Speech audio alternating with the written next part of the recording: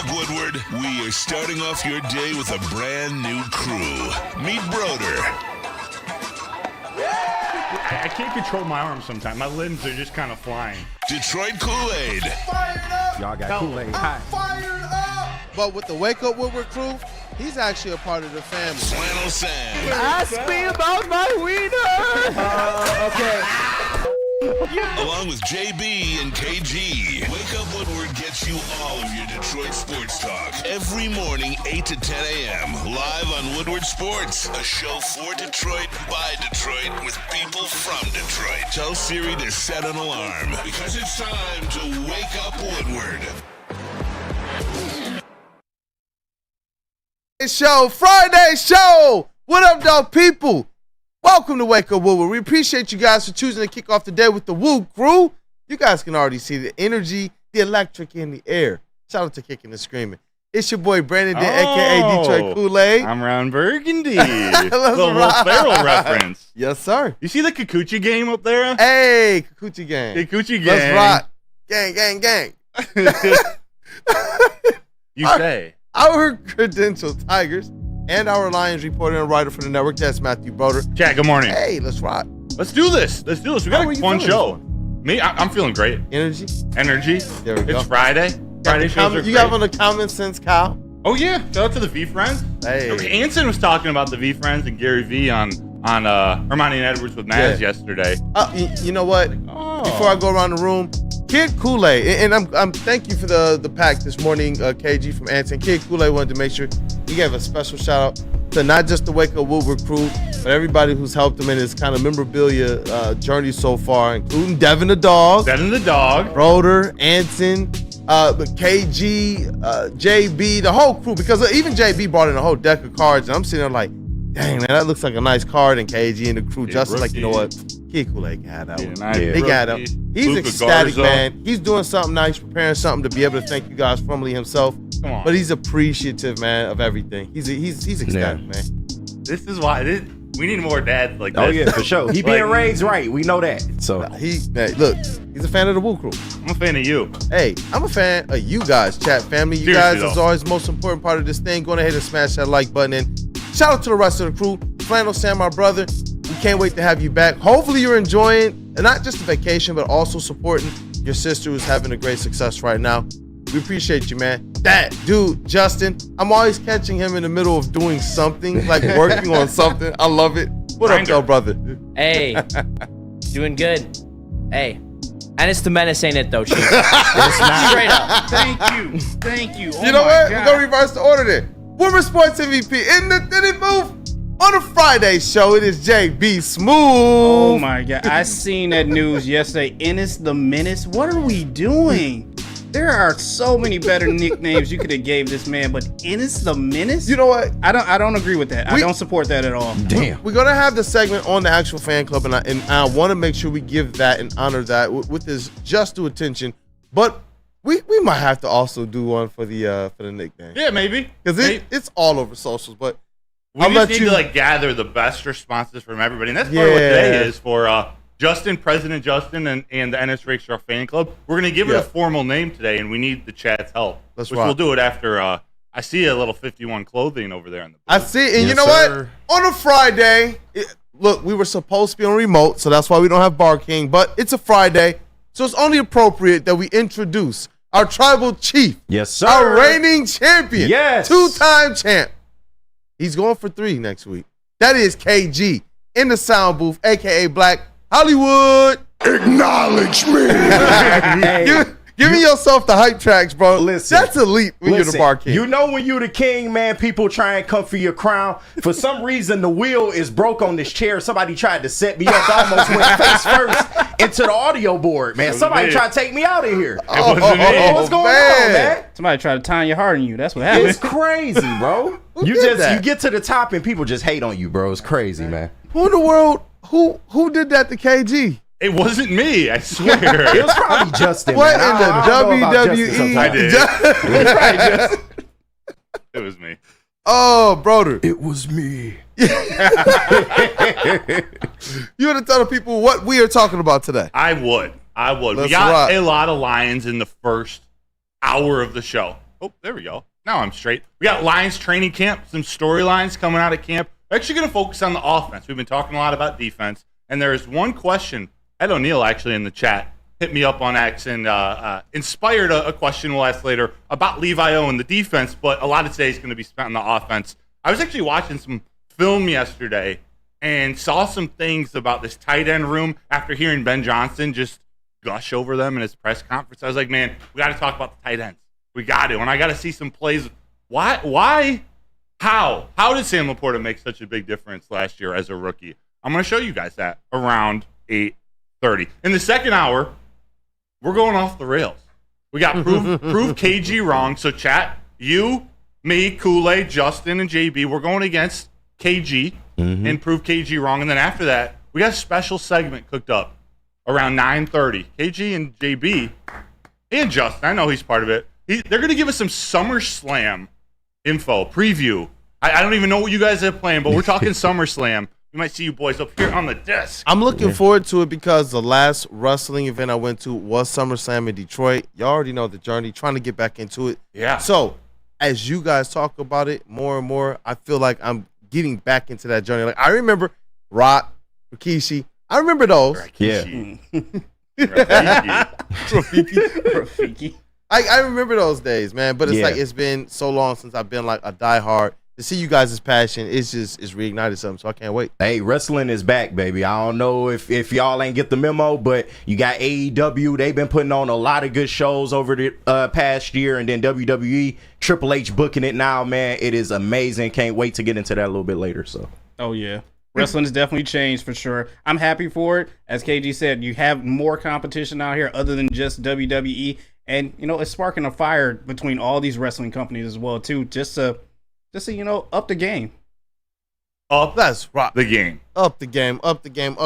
And I see you have, because I know we were supposed to be at Dispo, and in this rake straw right now is just the talk of the town, and you have the wake and rake straw. I thought we were gonna be at Dispo, so I thought we're gonna do a little wake and rake straw. It's still appropriate, man. It's Wake Up Woodward. Of course. Let's rock. Of course. So let's do it. Well, we need your help, and we got some other intro warm-up topics. But to start things off, chat, we're here to formally decide the naming rights, evaluated by President Jewsus, of the Ennis Rakestraw Fan Club. We all have an idea, a name example. We need you.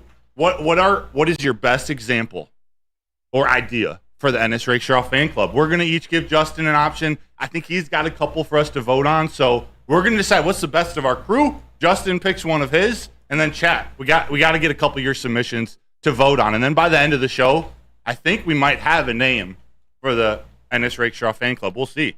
Justin, you want to kick things off with just at least one, if not all, of your ideas of what you might want the Ennis Rakestraw Fan Club to be named? Yes, I'll start with one of my mid-level ones. I don't know if this one will be a winner, but you're not selling it very well right now. I know.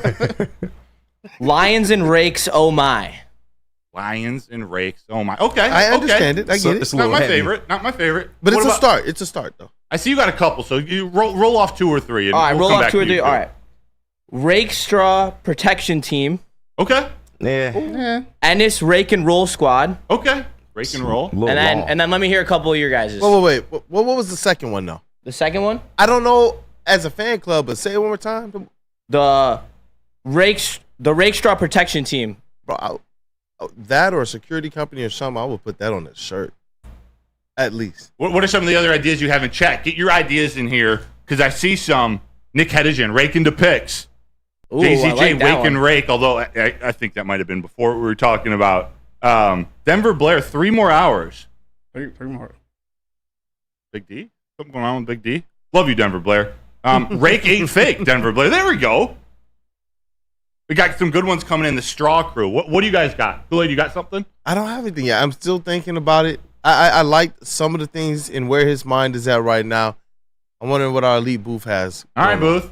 I got nothing. Because I completely forgot to do this one, but I'm gonna lead us to y'all. It's okay, KG. I have more than the 4 or 5 I was supposed to have. I actually have some too as well. Thank you, JB. I remember the assignment. I remember it. And this is just for the Rakestraw Fan Club. This is not his nickname. Right, correct? Fan Club. Correct. Okay. So fan club, I have a couple of them. Not a lot that I'm in love with, but I still like kind of favor him as well too. The Lock Straws, because he's a lockdown corner. I like that. So like the fans are, the Lock Straws. Or Lock straw. what was you gonna say? Nothing. Sorry, I'm mumbling. I forgot I have a microphone in front of me.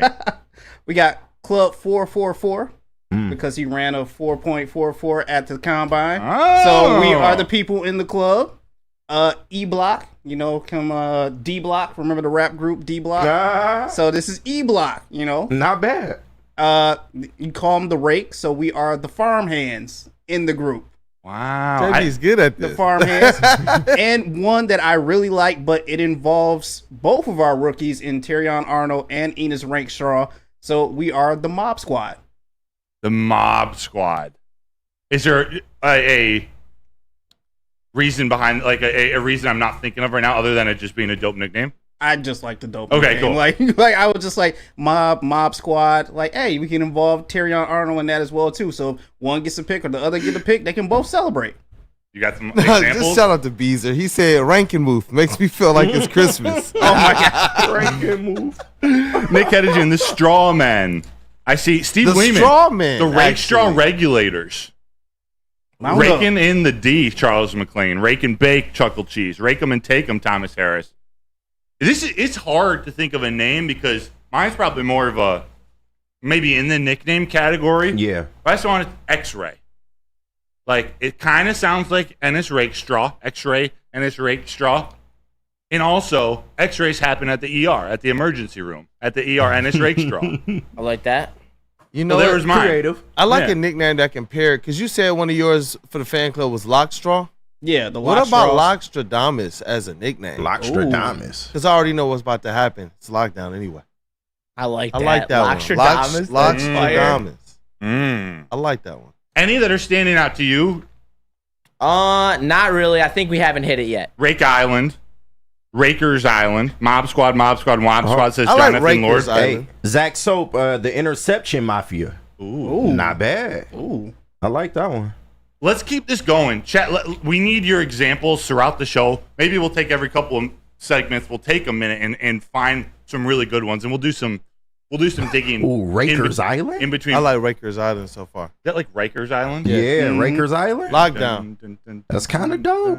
I like do that like one. that. Rikers Island. And you know what? Rikers Island. Rakers Island. And we're the inmates. Let's go. Let's go. Hey, shout out to Chase. Come on in. Come on in, Chase. brother. What are you doing? Come on in, brother. He looking like he don't belong All right, here can I and rattle a couple more of these off? Yes, please. All right. Rake Straw Revolution, Detroit's Rake Rage Brigade. I already read that one. The Detroit's Rake Guard, Ennis's Hard-Hitting Rakes, Ennis's Rake Force. They just a little long. That's the only thing I would say. It needs to be a little shorter and catchier. Like, Yeah, I don't know. It's tough. We can't vote on it yet. I don't think we have a top four. Guys, keep them coming in the chat. Ricochet Rabbit, Rando Smalls. Not bad. Shane D, Rakers Island is sweet. yeah. I like that. I I like like that. Rakers Island. I do too. Do you guys see Simone Biles yesterday? Hey, did we? Gold medal, baby. Got the goal. Sheesh. You drop a round of Let's applause. Talk about For hushing the up all of goats. your haters. She did it. All of your ops. Talk about Simone Biles. Yeah. Or yeah. Anderson, yeah. She got that goal. She's amazing. I saw some people were having issues with how she was scored because of her landing. It wasn't as crisp. But what I was reading, because I'm not a gymnast aficionado, but my dad was a gymnast and baseball player at Cass Tech. So it's like, I understand some of it. And the difficulty. Like one girl did like a couple flips, like 1.5 turns. Simone Biles did like 3 turns. Like the level of difficulty, they said, is something on a whole nother level Yeah. to the point that they're naming moves after her.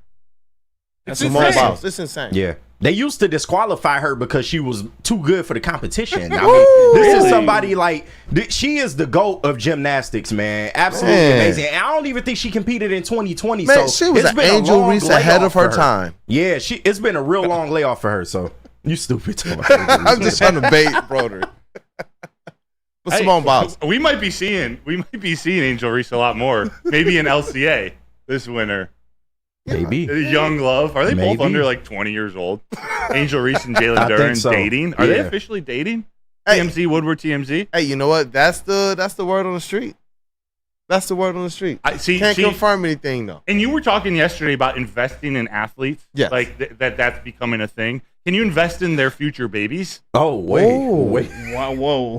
Hey, I mean, there's a 100% chance it's they're in the NBA. They're gonna be pro athletes or WNBA. Yeah. Or whatever league is formed in about 24 years. We're gonna have to soon do that segment on which sports athlete, who are you investing in, and we can track this thing through the season. And we can go back in history. Nomar Garcia-Parra and Mia Hamm. Remember when they were dating? Yeah. Noma. All right, well, hey, there was our warm-up. Keep getting your fan club, Ennis Rakestraw fan club, especially like Andrew Schmidt, the Rake Meat Riders. Wait a minute. No. We good. But, hey. Good on that. There you go. Man. There you go. Keep getting them in. Kool-Aid. Tell us about Premier Pet. So when we come back, we're going to talk Lions training camp. We're going to talk tight ends. We're going to talk Ben Johnson. Listen, we're looking for the best name for the Ennis Rakestraw fan club, so get your best in. In the meantime, I can tell you where you can take your pet, though, to get the best. That is Premier Pet Supply. It is hands down Michigan's best pet store. They offer you the same prices and all the conveniences of the online and the big box retailers. One major difference, though, they've been family and locally owned for over 30 plus years. Broder. Over 60 brands of food nutrition experts to help you. Same day, local curbside and home delivery. Premier Pet Supply. Give your pet the best at www.premierpetsupply.com. Matt. Come to any Lady Jane's Haircuts for Men and claim your throne for a king's treatment from one of our talented stylists. Open 7 days a week. Walk in anytime. Just get to a Lady Jane's today and receive a precision haircut, scalp massage, hot lather neck shave, and a hot towel treatment. A haircut should not be a chore. It should be an experience. And that's exactly what Lady Jane's has to offer. Open 7 days a week. Walk-ins are always welcome. There's always a location near you. Lady Jane's Haircuts for Men. It's wicked awesome. Love Woodward Sports? Love wearing clothes? Then you should be wearing Woodward Sports clothes. Check out our full line of merch at woodwardsports.com. Just click on shop. We have all your favorite designs, like Dan Campbell kneecaps, Woodward golf, and of course, our own logoed out merchandise. Men, women, infants, kids all love Woodward Sports. Impress your friends. Impress your boss. Impress your dog. Buy Woodward Sports merch today.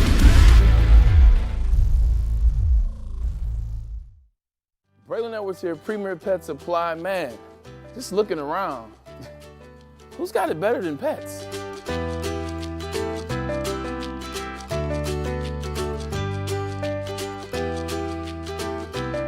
Come on, a baby stroller for Coda?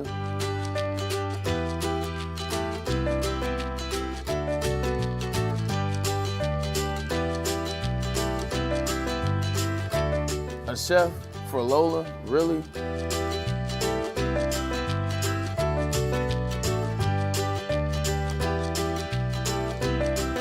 You don't have to tell me who the real boss here is. Who's got it better than pets? Nobody, especially here at Premier Pet Supply. For over 30 years and more than 13 locations, Premier Pet Supply has everything that your pet can dream of, and guess what? It's all under one roof. Premier Pet Supply, family owned, operated, and proud to call Metro Detroit home. Check out premierpetsupply.com or scan the QR code today. Who's got it better than pets? Nobody!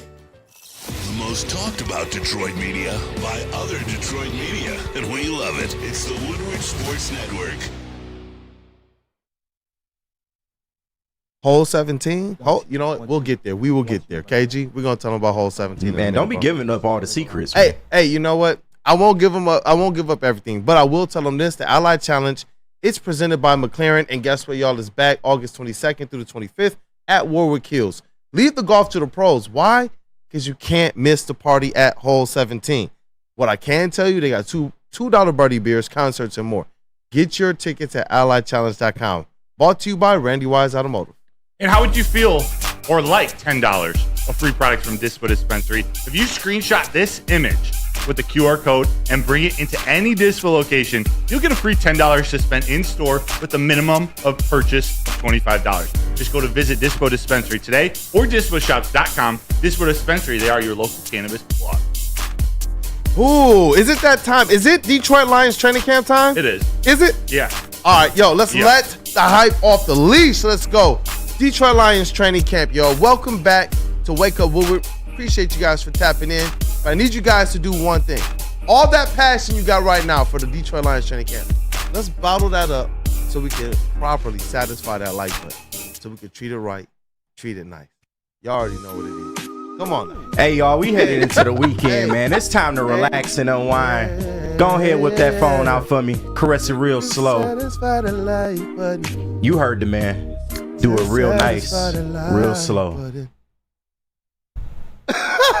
Don't know what's happening up there. This guy on this Slow. microphone. Don't know. JB, what was going on, bro? I don't know what was happening over there. So, yeah, let's just. If that was the like button, if his microphone was the like button, Broder just got it pregnant.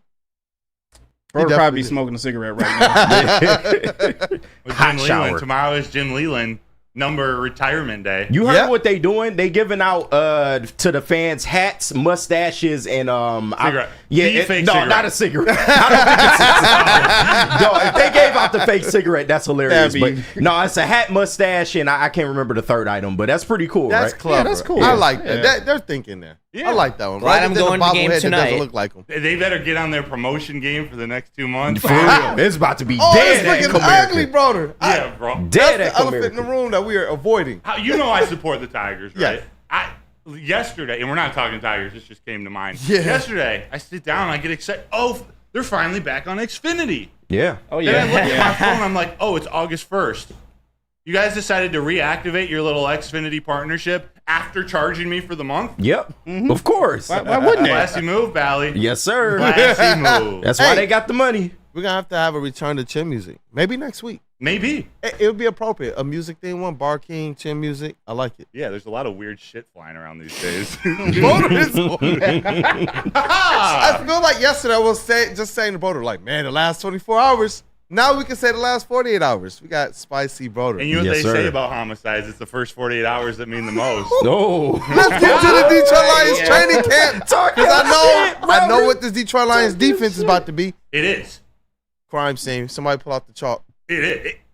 That's such a great transition. Like, Let's and go. I'm thrown off as how good that was. But to start, because we're talking about this offense, did you guys see the Hall of Fame game last night, and more specifically the kickoff?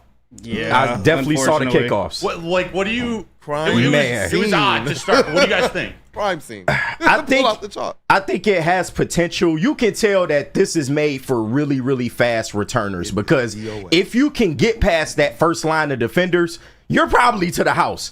The problem is it seems like the kicking team kind of has an advantage because the defenders are so close. A lot of those hits last night, they didn't look much safer than the hits we were getting in the regular kickoff. So I don't know. It's a very confusing thing. I need to see it more. Listen, you know what? I will say this. Last night was one of the most polarizing like situations to think about when you're considering Jamison Williams. Yeah. Because you're just like, you know what? Like you said, on one end, it's like, yo, I'm not risking the that. hits don't Did look. you see the hits they were taking? That's what I'm saying. I'm So- not risking that with J-Mo. But then on the other end, the home run ability, it just went through the roof for a guy like Jamison Williams. But is it worth the potential to injury? I don't know, man. I don't know either. I mean, I think the Field risk position. of injury has to drop a little bit because there's no drop tackles. The new drop tackle rule will affect the injury rate on the kick returns because if they're chasing them from behind, they're pretty much screwed. They're not going to catch J-Mo, and that would be where the injury risk for me would come from. So I'm personally not concerned if we put J-Mo back there. Yeah. I'm with Spenny. Spenny thinks that if he has a lack of touches, he would go back there, but I don't think he's going to be seeing any sort of lack of touches, so I don't know how realistic it is for him to be back there. Yeah, and you guys know I've been on the put J-Mo back there train since the beginning. Spenny did have a good point. It was either on Big D. It was on Big D. Big D yesterday is like, if anything, all right, maybe put him there in the playoffs or in the NFC Championship game against the 49ers. Okay. Like, Yeah. throw him out there in the big moments versus every single time. I can get down with that. And you know I what? just think it's important to get the ball in his hands. I Any feel chance you. you can get. And Randall Smalls also said, they just ran into the line. They didn't try any trickery. It was probably vanilla. They probably didn't run out how they're going to attack this new football kickoff formation, which is smart. In that turf was like you were Yeah. slipping It all over was, the place. yeah. Like, Yeah. don't worry about injury there. I will say it is better than watching a lot of touchbacks and balls being kicked through the Yeah. back of the end zone. So it's more entertaining than that. Yeah, I can agree with that as well. So it's better than all these touchbacks, but at the same time, I do feel like someone, as you said, is really going to get hurt. The advantage is to the kickoff team just because you are so close to your defender. and the opposing team that receives the ball, like, you either have to tilt your head back to see if he has caught the ball, or just look at your lineman, and then, you know what, you could get blown up right there in the spot. So it's dangerous either way. That's what I was. Oh, sorry. Go ahead. No, you finish. I was looking forward to see, like, how is the receiving team gonna notice when exactly he catches the ball, or touches his body. It looks now like someone tagging up from third base, and I don't know if there's gonna be some flags for what it's even called, offsides or like if they move like a split second before they actually catches the ball. I was like, I wonder if there's a coach that they're like watching with a flag or something. He puts his arm. It was interesting, and I know they're pros making millions of dollars, and this position maybe a little bit less, but the kicker just standing out there on an island all alone. There's some nerves added to that. Like in big moments when you got to kick it in between the end zone and the 20-yard line. Yeah. Or put it to a certain place that you're trying. I don't know. That adds to the nerves a little. You're standing out on an island in front of an entire stadium. That's true. Yeah. I noticed a lot of placeholders for the kicker last night, too. I think it was windy and the rain as well, too. That's probably why they didn't finish the fourth quarter as well. I didn't know whether that was a new procedure or something that they were doing. I'm like, it's a lot of placeholders. Well, they canceled it after the third? Yeah, they canceled it after the third, which also cost me my bet. So that's great. Damn. But can you guys imagine, though, no matter if you're for it or not, as it relates to J-Mo being back there, if he actually got through that first line of defense, that's gone. Yeah. And that's the thing. It's like if that guy has the highest possibility to make that happen for the squad, I'm hoping at the very least that it's something situationally that they have in their schemes. That, you know what, maybe we can do this and throw off a kicking team. Because the adverse is this. What if you're seeing Khalif Raymond back there all game and he's not necessarily punching through? But then all of a sudden they switch some up and they put J-Mo back there who might have had a good game on offense, so you know the threat of his speed, which some of the reports we're hearing, teams last year started to, as the season went on, started to play their defenses differently when he was out there respecting what he can do in the field. I wonder if that does something. You talking about pressure that way. What about the pressure on the kicker to make sure it's perfect rather than one of those flags that will move a team halfway up the field? But Kool-Aid, I thought Jamison Williams needed to just like catch the ball and have 10 receptions a game to make an impact on the defense. Weird. Weird. When I heard that, I wish I remember who quoted it.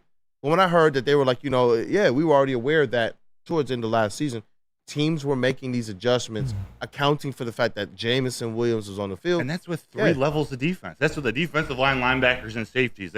Now we're just talking about one line and a kicker.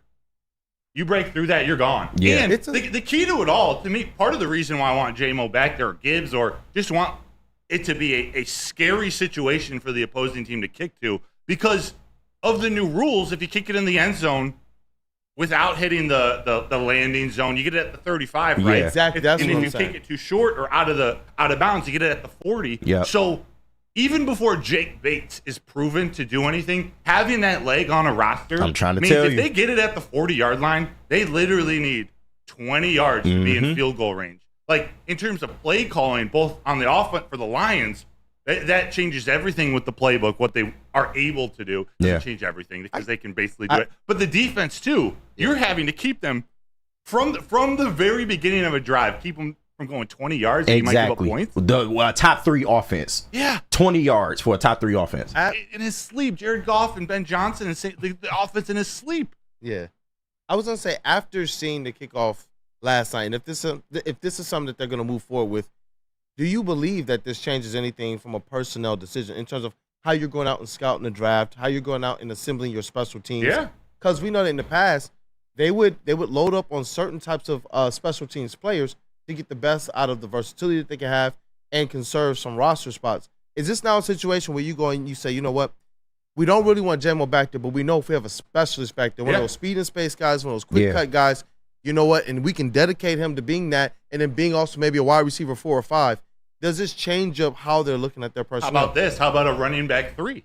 Yeah. Yeah, it does. It's the Sione Vakis. Say his name. I was about to say his name. The Vakis of the world. The Isaiah Williams, undrafted free agent wide receiver. So they might already have that. Yeah. Yeah. They might have already accounted for that. But that's how they're thinking, and maybe more teams start to do it. That's a route for Isaiah Williams to make the team. Like the way the wide receivers are performing. I love Isaiah Williams. he might have a difficult time making this practice squad. But his value over a Caden Davis or a Jalen Calhoun is what he can do on special teams too. Mm-hmm. Maybe we saw him in special teams in college, but like that's the kind of things that not only does this coaching staff look for and recruit and evaluate for draft picks, but it's what they want. They want versatility. They want Malcolm Rodriguez to play 10 different positions. Now I want him to be Shane Halter of the Lions. Now I want to see Vaki back there. Like as much as I was like, J-Mo, when we did the player review of Sione Vaki, you were one of the first that I heard really, really talking about him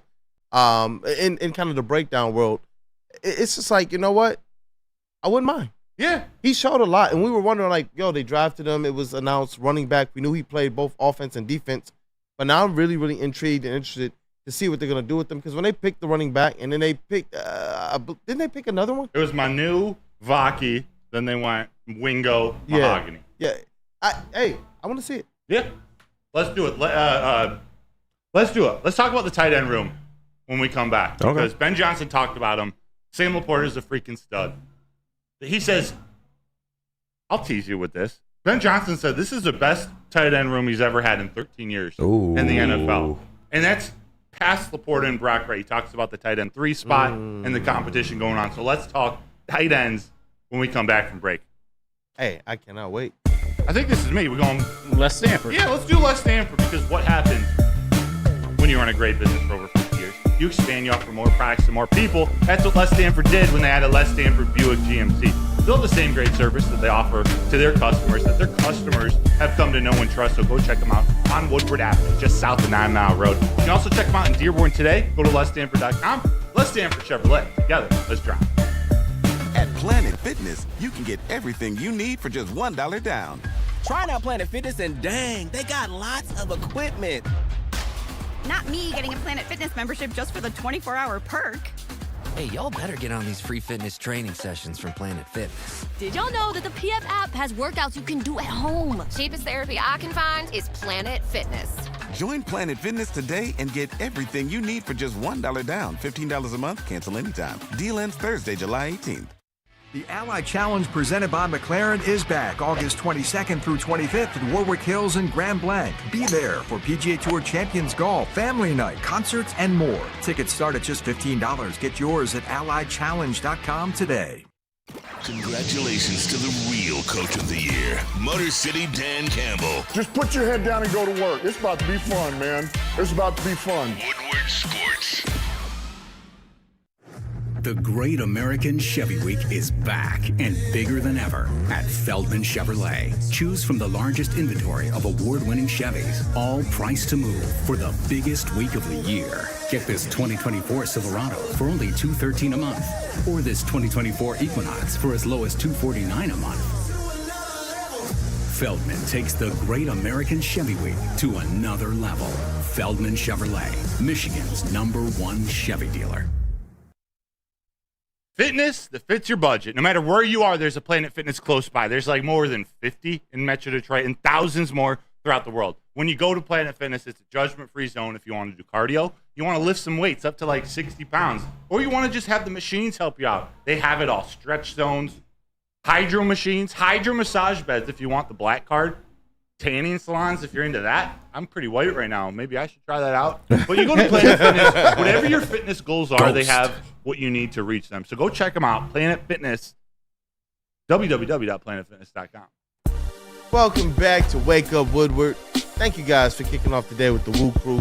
Shout out to Flannel Sam, the vet of the squad and network.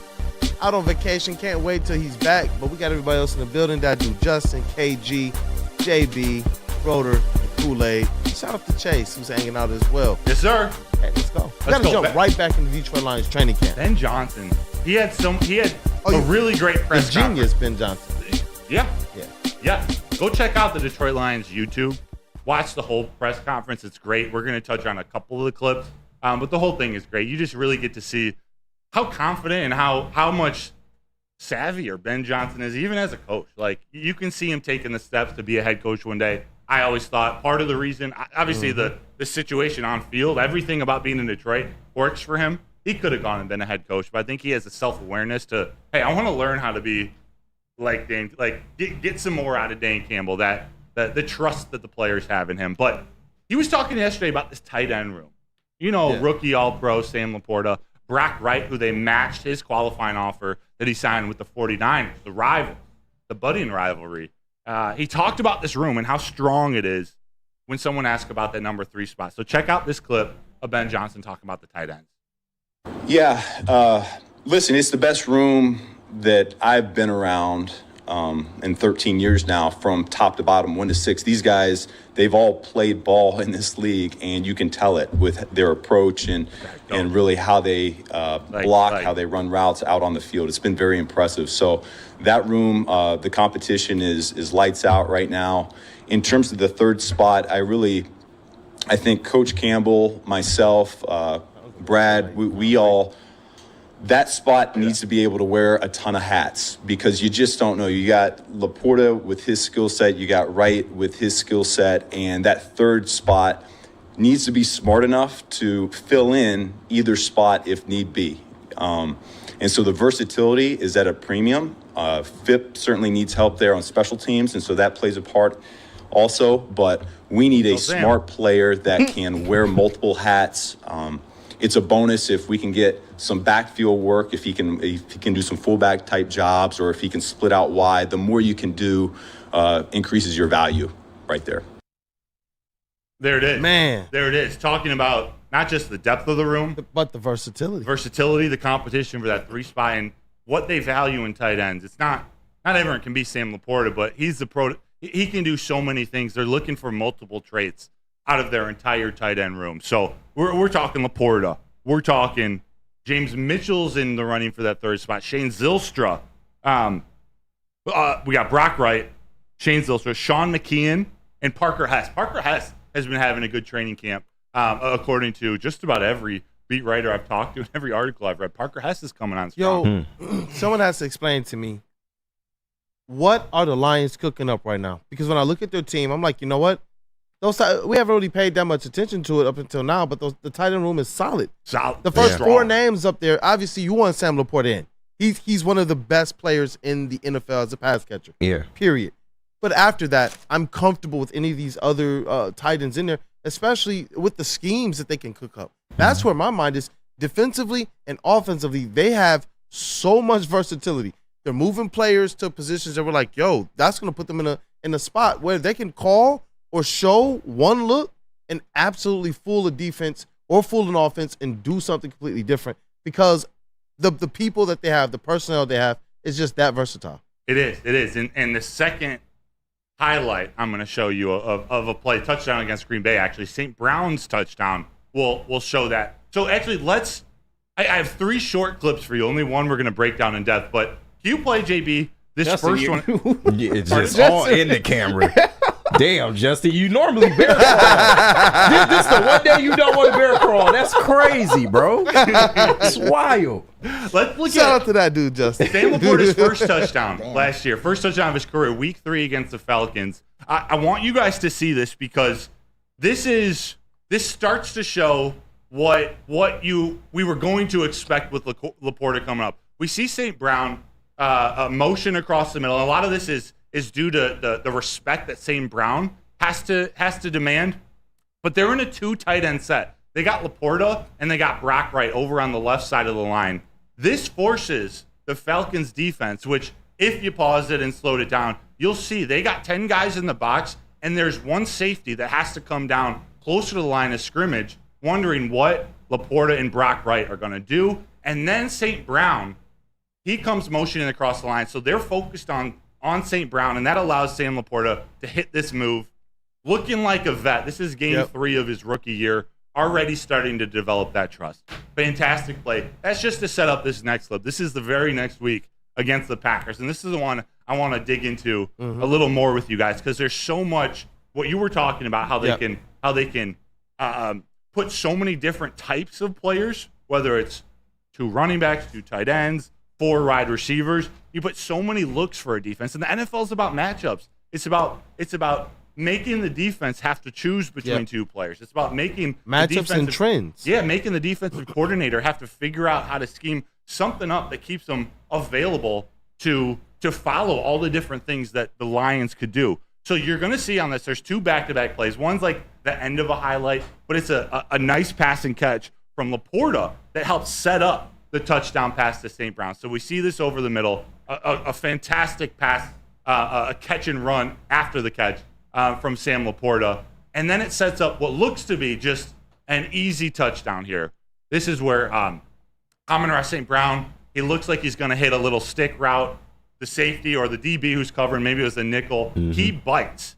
He bites because when you look at it, and maybe the next time it runs through JB, if you could pause it like right when it gets to the same, like right about here. Okay, so it's paused. You see 2 running backs. So it's an empty set. There's no running back in the backfield. You got 2 running backs, 2 tight ends, and St. Brown. Normally when you have an empty backfield, you got 3 or 4 wide receivers out there because Jared Goff's got to get the ball out. Right. Like you're looking for them you're looking for Jared Goff to get the ball out quick. But they can now deploy this with David Montgomery, Jahmyr Gibbs on the right side. You got Brock Wright and Sam Laporta on the right side of the line. It's nasty. And when you look at the safety above where St. Brown is, sort of lined up just to the left of the line, I think that's we got David Montgomery and then Amon-Ra St. Brown. Montgomery's going to go out to the flat. You're going to see the safety have to start to creep down. He's looking at St. Brown, but he sees Sam Laporta on the other side coming down the seams. He's looking at Sam Laporta this whole time and starts to go towards Laporta. When St. Brown runs his stick route, he hits that, and the DB covering him comes up. St. Brown breaks his ankles, heads to the left corner of the end zone. Jared Goff just gives him a lob up. But that's all set up, and it all looks so easy because of what Laporta did the play before, because that they can put Laporta and Brock right out there. They got Gibbs out to the right, and Montgomery, who was having a huge game at this point. This was his 32-carry game. Yeah. They have to also keep an eye on him out on the flats. And what it leads to, JB, if you run it, is just a nice, easy, watch St. Brown here and watch the safety above him. He's going to run a move, break his ankles, and then all of a sudden St. Brown is wide open for the touchdown because they're focusing on everybody but the all-pro wide receiver. Yeah. That's why they drafted Sam Laporta. That's why they're drafting Gibbs, because they can run out so many different sets that this defense doesn't know what to do. So the question I asked, they're already doing, is just they have that much more personnel and depth this year than they did last year to be able to run these sets even more. That's the thing. It's that's a crazy set, bro. Yeah. Of course he's going to score. I'm just sitting here wait. You run your wide receivers out to the flats, out to the wide receiver slots realistically because I still have Brock Wright, Sam freaking Laporta, and Amon-Ra St. Brown out there. We're still cooking with this offense. Yeah. I think back on past Lions teams, and I'm like, can you imagine that? You're taking out, you're running Calvin Johnson, Pettigrew, and then one of the running backs that are not getting 100 yards ever for Matthew Stafford, out to the running backs out to the wide receiver positions. Hey, where we are right now is so crazy, and Ben Johnson is a maniacal madman. Yeah, and they're able to run this and get him to jump like that because they're expecting shorter throws from Jared Goff. They're expecting him to try to get it to Laporta or St. Brown on that stick route. But Ben Johnson is savvy enough. All right, we know that they're going to come down on this. Let's run this. And they know Goff can handle the pressure. And they trust their offensive line to give Goff and St. Brown that extra half a second to full second to be able to run that play. Everything is in unison. And I wanted to show these plays because this is another reason why we don't need to worry as much about the wide receiver depth. Yeah. We're trying to figure out who's going to be the number 3, or if it's Khalif Raymond, who's going to be the 4, DPJ, and they only have one wide receiver in that set. Yeah, 2 running backs, 2 tight ends, and 1 wide receiver. Granted, this offense is just we have to look at it differently than we're used to. It's non-traditional things. It's unique because of their drafting of Laporta over a Michael Mayer or a Musgrave. Not to shit on those guys, but what Sam Laporta can bring, what he's already shown in his rookie year, sky's the limit for this offense. And with Ben Johnson, another year with Ben Johnson and the same offense. You had Kevin Zeitler, a Pro Bowl offensive lineman. You know what it's showing us too is that we underestimated Ben Johnson. When we see certain picks, we were wondering Jahmyr Gibbs, Sam Laporta. We were wondering what's going on at that time. We felt like maybe we could trade back to a lot of people who wonder what are they doing. Now looking at just that one play that you just showed, it's like, oh, that's why they went that route. They're making sure that they have what they need to run the schemes that they have. Because think about how off kilt you keep a defense. Defenses go off of trends. They know what they did last year. They know what what. Okay, Jared Goff is going to have kind of this favorite type of player. We know when he drops back this way. But with a Ben Johnson, it's almost like he's not allowing this team to kind of get stuck in the ruts or to fall back into some of the things that you're used to. How do you scheme for this Detroit Lions team right now?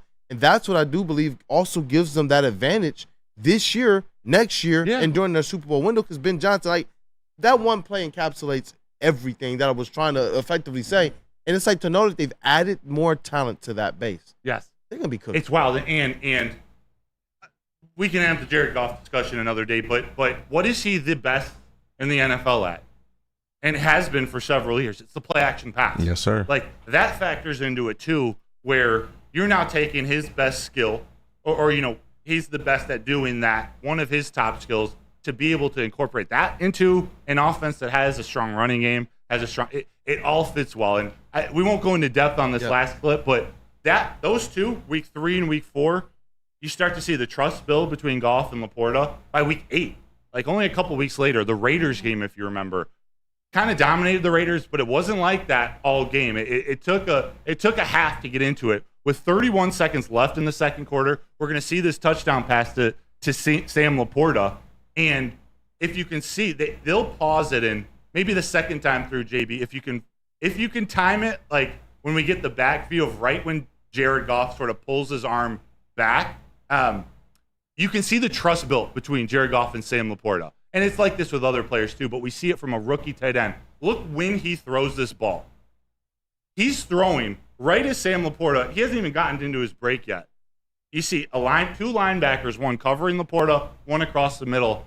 Goff not only trusts his arm to get it to Laporta, but the ball placement.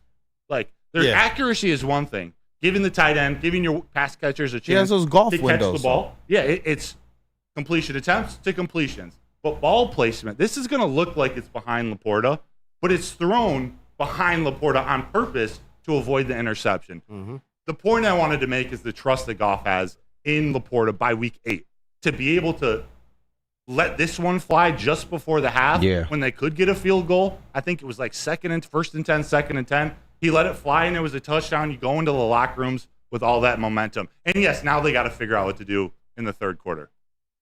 But this is how they ended. These 3 plays showed me so much about that relationship with the tight end, all the different things they can do.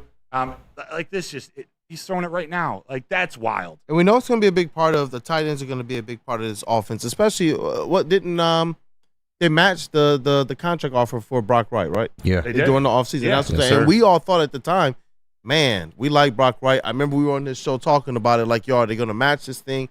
It didn't look likely. Then when they did, because when we were discussing it from a perspective of, you know what, they might not match it, Broder was a little hurt. KG was a little hurt. Like, you know what, I don't know how this is going to affect us. Brock Wright is probably a little bit underrated because of how good Sam Laporta was as a rookie last year.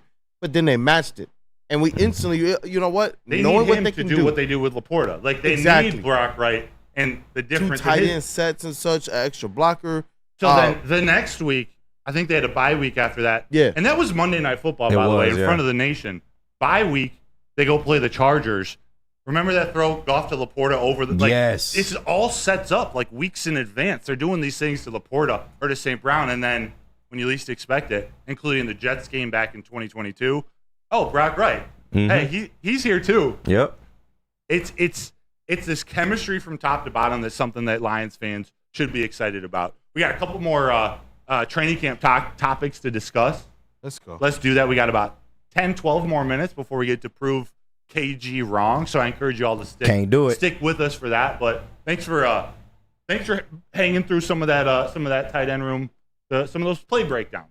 Yeah, it was. I dope. liked it, man. It was. Yeah, dope. it was good. It kind of highlights the method to the madness when we say Ben Johnson's a genius. Sometimes when we're just kind of watching at the watch parties and everything, you don't get to see it from that angle. Breaking it down, it kind of slows it down and shows you what they're doing. Because you're right. I remember that touchdown during the season, but breaking it down from this perspective, while we're sitting here hearing his comments, it pulls everything together. Like, this is something that they've already started doing.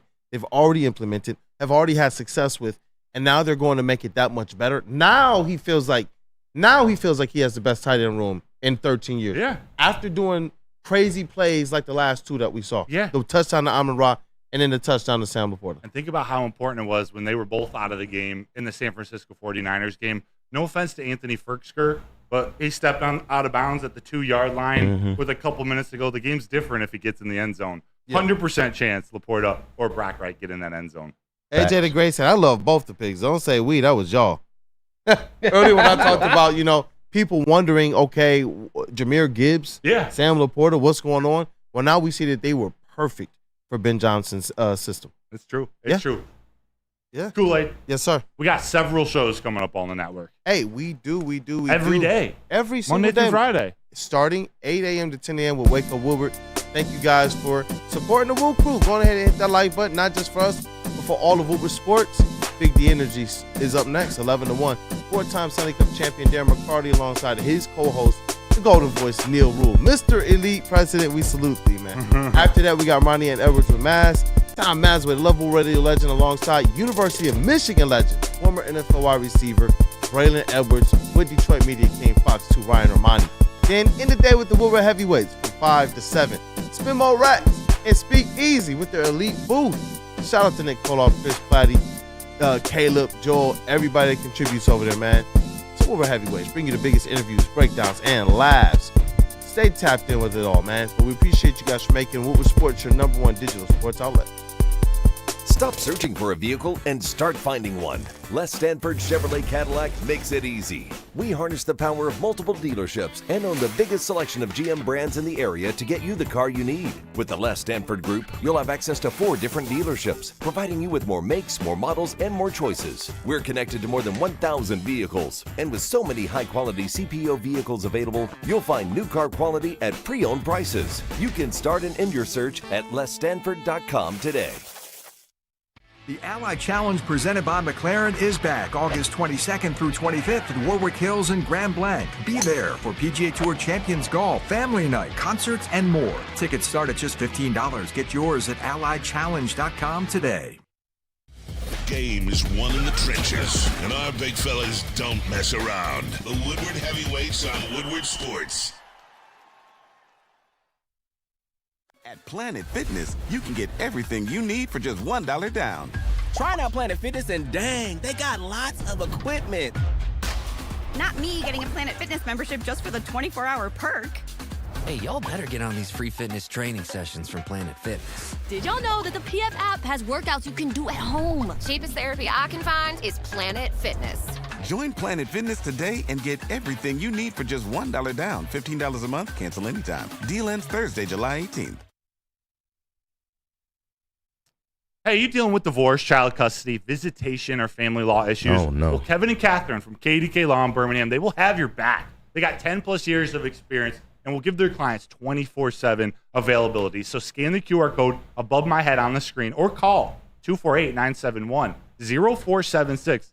Tell them Woodward Sports sent you, and KDK Law, they'll pay your filing fee. That's right. KDK Law, they've got your back. KDK got your back. You already know Wake Up Woodward and Woodward Sports has your back. Smokies, they can have your back for lunch. They literally have our back right now. Hey, well, welcome back. It's Wake Up Woodward. We're discussing Detroit Lions training camp. By the way, it never clicked. That's a pizza. The rooster is made out of a Oh, my God. Chicken and awesome. pizza. You was today years old when you found that out. I love No, creativity. it's a crispy pizza. It is a crispy pizza. It's nice, man. Crispy chicken pizza. So, I want pizza now. I want Soroki. Yeah. Hey, let's rock, man. Those biscuits, man. Almost as good as Detroit Lions training camp talk. Almost. Seriously. I know we've been talking offense. I'm going to play one clip for you from Ben Johnson.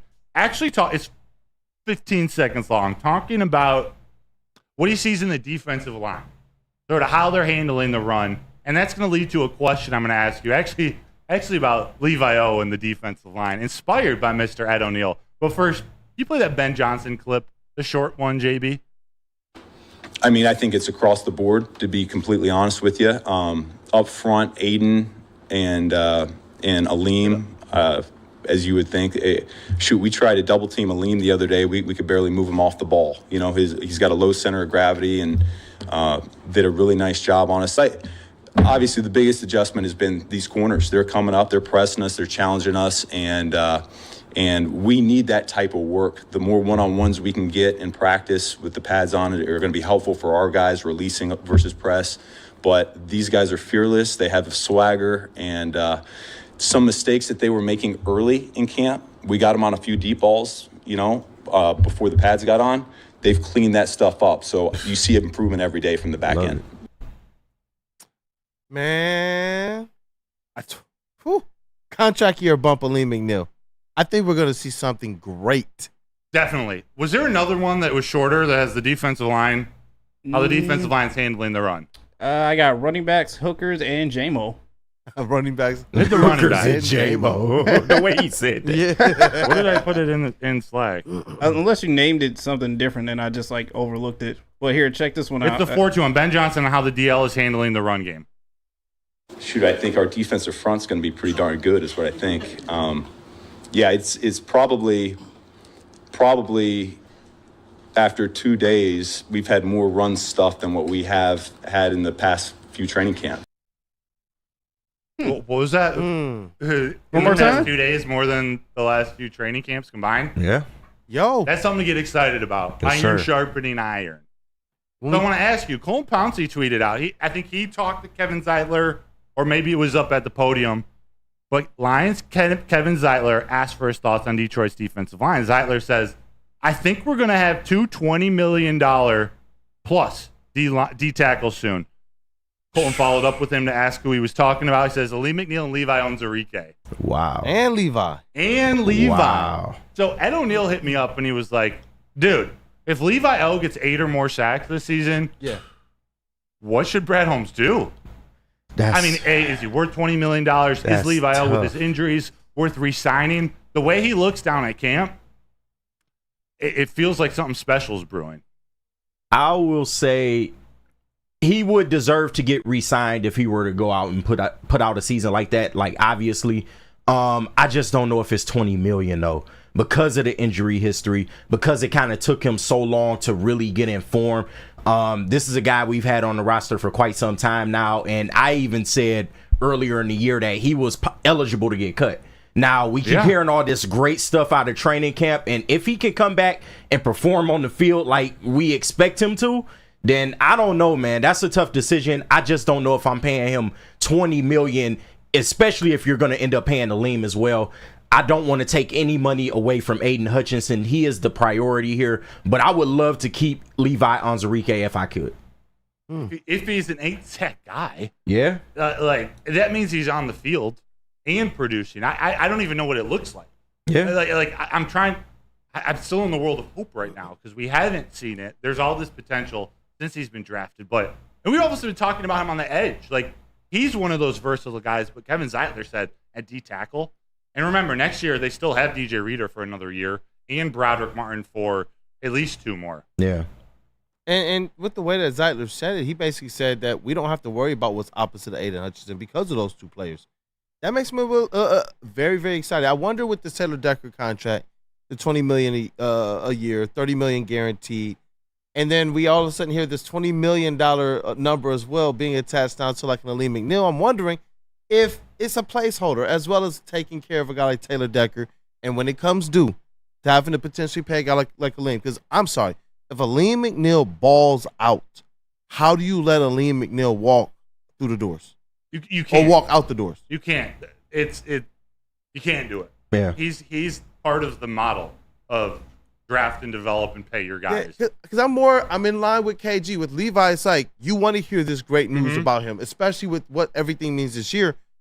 But based on everything from the past, it's like, are you giving him $20 million? I don't know. Aleem, it's like, you know what? I don't know if I can let that guy go. And go ahead. You seriously have to consider the injury history here because it wasn't like an ankle or arm, it's his back. So that's a tough injury to be able to come back from. Now, albeit he's done it and he looks good so far, but that's a very concerning injury if I'm putting up that much money. That's all I'm saying. Yeah, you got to factor Marcus Davenport into the equation too. Like, almost in the same way as Levi O. If he's healthy and produces, They have two decisions to make about those two. Mhm. Again, more reasons why they haven't gone out and I think maybe traded for Judon yet or signed a big-time edge rusher opposite Aiden already in free agency. This is that maybe one more year of, hey, do we have it on the roster, or do we look to next year's draft to get that edge rusher? Did you have something to add, JB?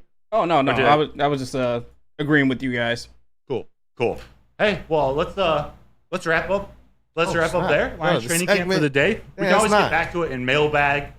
Keep the questions flowing in. Keep the chat interaction. But our guy KG over in that sound booth, he's got a game cooked up for us. And chat, we need your help. We need your help because all of us versus KG. But Kool-Aid first. Hey, let's do that. And you know what? Can we put a poll up? I'm curious what the chat thinks about Lee McNeil. If he balls out, you got to bring it back. You don't spare the cost for Galaxy. That better be the highest percentage pull we've had in a while. That's what I want to see, the love. Plus. Let's see the love for Lee McNeil, man. Let's see the love. Because we're going to make a social graphic out of it, man. We definitely got to post that. So I want to see that, man. Because you know what? Shout out to Chuck. I believe it was Chuck Brewer. Where did his comment go? I think he said, you know what? You can't let him walk out the door. You can't let him. You give Lee McNeil the DJ Reader recruiting experience. Sorry, you're not leaving. Sorry. Let's rock. Let me tell you guys about something else that's almost as awesome as if Lee McNeil has that contract year bump season. It is when a guy can be a guy and get an amazing haircut. You can do that at Lady Jane's Haircuts for Men. And all you have to do is stop and sit back and relax and let one of Lady Jane's talented hairstylists make you look and feel great. Lady Jane's, open 7 days a week, walking anytime. It's wicked awesome. So just to get the heated steering wheel, I also had the spring for the bigger rims. Yeah, that's how they get you. Those upgrades will cost you an arm and a leg every time.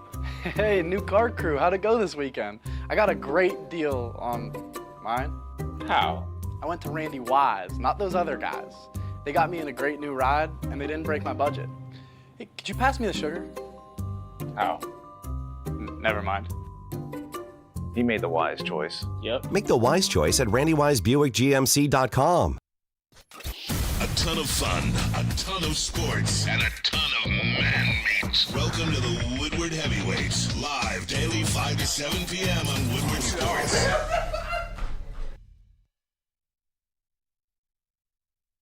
Come to any Lady Jane's Haircuts for Men and claim your throne for a king's treatment from one of our talented stylists. Open 7 days a week, walk in anytime. Just get to a Lady Jane's today and receive a precision haircut, scalp massage, hot lather neck shave, and a hot towel treatment. A haircut should not be a chore. It should be an experience. And that's exactly what Lady Jane's has to offer.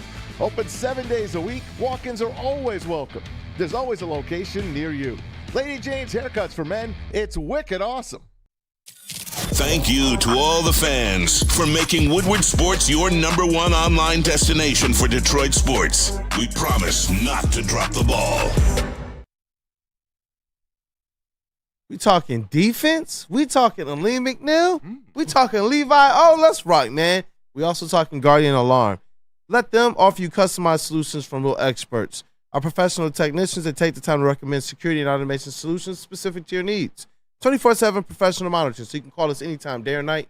And know that a Guardian team member will stay on the phone with you as long as needed because it is technology that is backed by people. And your safety and security, it deserves technology that's been proven to work and people have been proven to care. All you have to do is call this number right here, 1-800-STAY-OUT. Once again, that number is 1-800-STAY-OUT. And it's also what you want to put in your new home after you work with Mark White and Associates. Because if you're dreaming of a new home and feeling that financial pinch, you got to call Mark White and Associates because they're here to help. Their team will pay up to $5,000 of your closing costs. That's right. I said $5,000. So call Mark White and Associates today at 248-290-8242 or visit them at markwhitesales.com. Again, call Mark White today at 248-290-8242 to make your dreams come true. Make your dreams come true. And you guys can make our dreams come true if you are satisfying, smashing, and treating that like button right, guys. And shout out to Chuckle Cheese as well. Hey, you know what? Times in one we got show. a part 2. Hey, everybody get those phones out. Y'all know what it is, man. Lotion that finger up real nice and just slide it across that like button. White people don't know about lotion. They don't. Like, I actually do, sunscreen? but I've learned that most white people don't. Yeah. We and don't I've been use watching a sunscreen. lot of Bill Burr reactions. He's got a pretty funny skit on lotion. Yeah. So y'all not white, y'all just ashy? Is that what you're saying? Well, that's like until I saw Chappelle's show, I had never heard the term ashy in my life. Yeah. That's wild. And it's funny because he's dating a black girl and she's putting lotion on and he's like, what are you doing? She's like, I'm ashy. Like, what? I don't know what that is. Eventually, she takes her fingernails and like, he describes it so well, but it like slowly goes down. It's like this puff of dust comes up, and it's like, you don't know what lotion is. Oh my God, it's crazy. So crazy. Chappelle show. They can teach. They can teach anybody. Go back and look at some Chappelle show, or whenever we get JB's show going, man. I know Chappelle show is gonna have a definite place on there. Oh, I figured Chappelle show would probably be like the first episode out. Yeah. Roll the dice, you ashy motherfucker. But hey, you know what? I'm gonna get this right. It wasn't Chuck Brewer. I love Chuck Brewer though, but it was Chuckle Cheese.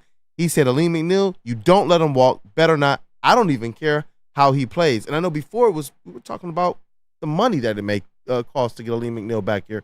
But at this point in time, it's like, you know what? If he balls out, I'm for it. I'm for Pay it. that man. I can't see the results. The internet's down, but I feel him. I feel it. Come on, you know. It's 95% to 5% right now in the poll. Yeah.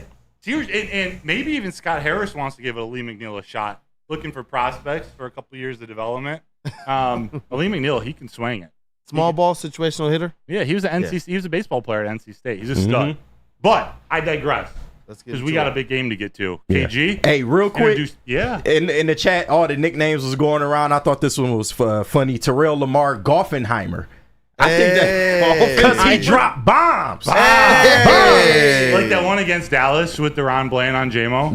Yeah. You know, it the doesn't. one against Green Bay with Khalif. Or it was about Tampa Bay. 67 yards. Tampa Bay, too. But look, not actually his best it throw, doesn't but- matter how it gets there. You know he's causing damage. Let's go, Jared. Goffenheimer. That's pretty good. That's dope. Goffenheimer. I like that. I want to see a Goffenheimer sign with an atomic bomb. Yeah. Field. And you know what, man? The more and more I think about this, prove KG wrong. I know we're about to jump into it. The more and more, like, people have to understand, especially for people like us who are more optimistic. Our job in this game is to actually dismantle the optimistic approach that KG's going to bring to the table. We got to sell the chat. We got gotta to sell sell you the guys. chat. Yeah. Did you explain it to everyone? We got some new I love viewers. this game. So this game, it's one of my favorites too, man. Prove me wrong. I'm going to make a series of bold statements, claims, and predictions, and it is your job to prove me wrong. If everybody in the Woo Crew agrees with my statement, I automatically win the round. There are 7 rounds in total. So if anybody disagrees, they have to argue and plead their case to the chat, and then the chat will vote who wins the round. Pretty simple, right? Oh, yeah. All right. And the views and opinions expressed in this game aren't necessarily my own, but some of them just might be. Are we ready? Yes, sir. All right. Let's get some music going. Round 1. The Lions need to go out and sign a QB2 before the season starts. Prove me wrong. The Lions. I'll prove you wrong. Okay, Well, I'll prove you JB, wrong. start the poll. I know there's been a lot coming out about Hooker not looking like what we expected him at this point. But Ben Johnson said yesterday in a press conference, they've been throwing a lot at him. There you They've go. been pushing him. They've been making it as hard as possible and getting on him hard. Pause. When he makes mistakes, like, they're pushing him, so when he gets to preseason, when he gets to the real thing, he is more ready. So I'm gonna hold out hope that between Hooker and Sudfeld, they'll be fine at number 2, even if it starts at Sudfeld, which I don't know if I'm fine with for an entire season. I haven't seen his development yet, but I do think Hooker, at least by like week 4, if not week 1, is the number 2, and I'm okay with that. Over Jared Goff? No, number 2 would be behind him. I know I see what you guys are trying to do. But I thought Ben Johnson also said, though, that based on his estimation, that he would be ready by the time the preseason was. That's the hope. And that's all we can go by now because we haven't seen it yet. This is his first training camp. So there's my sales pitch, chat. And chat, for me, I'm politicking. Come on. Yeah, for me, I'm not cooling off on it right now. There was so much hype around it, and we talked about who Brad Holmes is as a talent evaluator. We know that you don't get everything right, but they're still continuing to say that they believe. And you know what? There's been other players. We look at Levi Owen. We look at a couple other players over the last couple of years who were like, what do they see in him? and they continue to be persistent. We've seen guys like Jared Goff. We've seen guys like Alexander Zaloni. If the organization, who we say are geniuses, and like Ben Johnson is saying, you got to believe in this, who am I to not? Who am I to not? Let's rock. All right. Are we ready to shut down the poll? Is that all the arguments y'all got? Yeah. We're gonna probably have to do 1 or 2 per people if we disagree. That's to get fine. through all 7, but All right, I'm shutting down the poll. All right, can you announce the winner of round 1, Jay Bizzle? The winner of round 1 is the Woo Crew, and the chat was 63% over UKG at 36%. Let's go. Nice shot, man. All right. You let it off, man. You let Round 2, man. Round 2. Ever so gingerly. The new NFL kickoff rules will only last 2 seasons. Prove me wrong. Man. You know what? It's gonna last 1 season. Let me do that, man. I don't. Based JB, on the start the poll. We got an argument. Based on the initial reaction, man, and just based on the way it looked, a lot of people were saying it just didn't feel like or look like football. And I know we've heard that before with the hits, and they're saying when they change or outlaw certain hits. But this one is actually changing up the game of football. They're changing up how you're actually playing it. I don't know if this is going to be something that gets them what they believed out of the kickoff. So if you're not getting what you hope, it's not just a reduction in injuries, but it's supposed to be able to spur a new part of the game. If it's not doing that, I don't think this thing is going to last. I think 2 years is probably the worst number you could have picked, KG, to be honest, because it's either going to be that with Kool-Aid or it's going to be fully adapted into the game. People are going to like it. It's going to prevent injuries, and it's going to be continued down the line without any second thought about it that it's not normal football. I think you picked the kind of gray area where. So where do you stand? Because it also includes I stand the on onside it's going to stay because I think it's going to prevent injuries, and I think that's what they're mainly looking for. Because I also think they're looking for offense too. They want scoring plays. They want explosive plays. They want the kick return to be back. Yeah, and so unless significant injuries or something that unplanned happens consistently on the kickoffs, they're going to keep it because the chance of an explosive play. So I'm going against you too, KG, but for keeping it versus short. I think those onside kickoff rules are going to ultimately be what gets people kind of up in a bunch, especially teams. I don't know why you would take away their ability to kind of choose to run a play. That's what I'm saying. It's changing. Yeah. It is. It's changing what they're able to do. What if you want to be aggressive and call an onside kick coming out of the half? What if you want to be aggressive and try and catch somebody sleeping, which we've seen teams do and have success? If you're Sean Payton, you want to do an onside kick in the Super Bowl out of the half. I'm just saying. That's the stuff that's the only part of those onside kick rules that I'm like, man, let them do whenever they want. Yeah. But I think we got some great arguments. Yeah. All right, JP, you can close down the poll and announce the winner of round 2. Oh man, KG, you're not gonna like this one. The winner of round 2 is the Woo Crew and the chat at 67% to your 32. It's 2-0 lead right now. Is it safe to be on our Tracy McGrady and say, no, don't say it. No, okay, don't do it. Don't do it. Don't do it. Don't do it. Because this next one, I'm gonna play on the Slappy's hearts a little bit, man. No. Oh boy. Round 3. If I hear K Cunningham name. Nah, we sticking with the Lions for now. The Lions should be the favorite to win the Super Bowl this year. Prove me wrong. I'm feeling generous. I'll give you a point. You agree? Does everyone agree? Justin's gearing up. Does everyone agree with me? Justin is looking dirty now. I agree. And if you're going to disagree, bring it. Look at him. Yeah, you better put up a good argument. Justin's shaking now. Look at his legs. I want to just do it for the culture. You want the points. All right, I'll take a shot at it. This he looks so uncomfortable. I'm about to be put on blast in the group chat, but it's okay. No, these are hypotheticals. This is gonna hurt when you have to clip this. Oh, it yourself. is. It's gonna hurt. It's gonna hurt. But all right. First of all, you gotta say it's Jared Goff. It starts there. He is the engine that keeps it pushing, but at the same time, against Patrick Mahomes in the Super Bowl, yeah, he's beat him twice, but that's not Patrick Mahomes in the Super Bowl. That's a different animal. He better come correct. He better come ready. I don't know if Jared Goff can outdo Mahomes in the Super Bowl game. On top of that, we have rookie corner. We're riding on a rookie corner parlay. Our safeties are unproven. other than Brian Branch, who also didn't play safety last year. You know what Mark said? Justin is a hater. Yeah, of course. He put the LOL. Hey. Justin looks so uncomfortable, dog. You shouldn't have argued it, man. You could have just gave me the point. But keep going with your point. You're right, though. They shouldn't be the Super Bowl favorites because you're saying We Mahomes also, our out there. D-line is injury prone. You have Marcus Davenport, who's injury prone. You have DJ Reader, who's injury prone. Might not start the first game of the season. Exactly. Yeah. Like they're just concerns all over they're- the place, they're- more than the Kansas City Chiefs being in the NFL. Yeah. All right. Y'all sounded scared. Don't say y'all. Well, Justin sounded Actually, scared. you're right. We're part of a team. I mean, I have You can say y'all. $120 in the Lions to win the Super Bowl. So, and that's like, Well, what are we doing here? Well, Justin No, just. but they don't need to be the favorites to put money on them. nope. All right. Any last statements for No. why? Those are my only concerns going into this season. All right. Justin just lost y'all this round. I hope y'all know that. Did he though? JB, close the poll and announce the winner of round 3. Oh boy. Well, KG, you got your look back on this one. Yeah! As you have won round 3, 54 to the Woo Crew's 45%. I'll take that. Yeah, it's like, yo, dead ass. This is the happiest loss. I'll take that for sure. I'm Within still fi- in the game. Listen, I hey. sacrificed a point from the beginning. I was like, here, take this.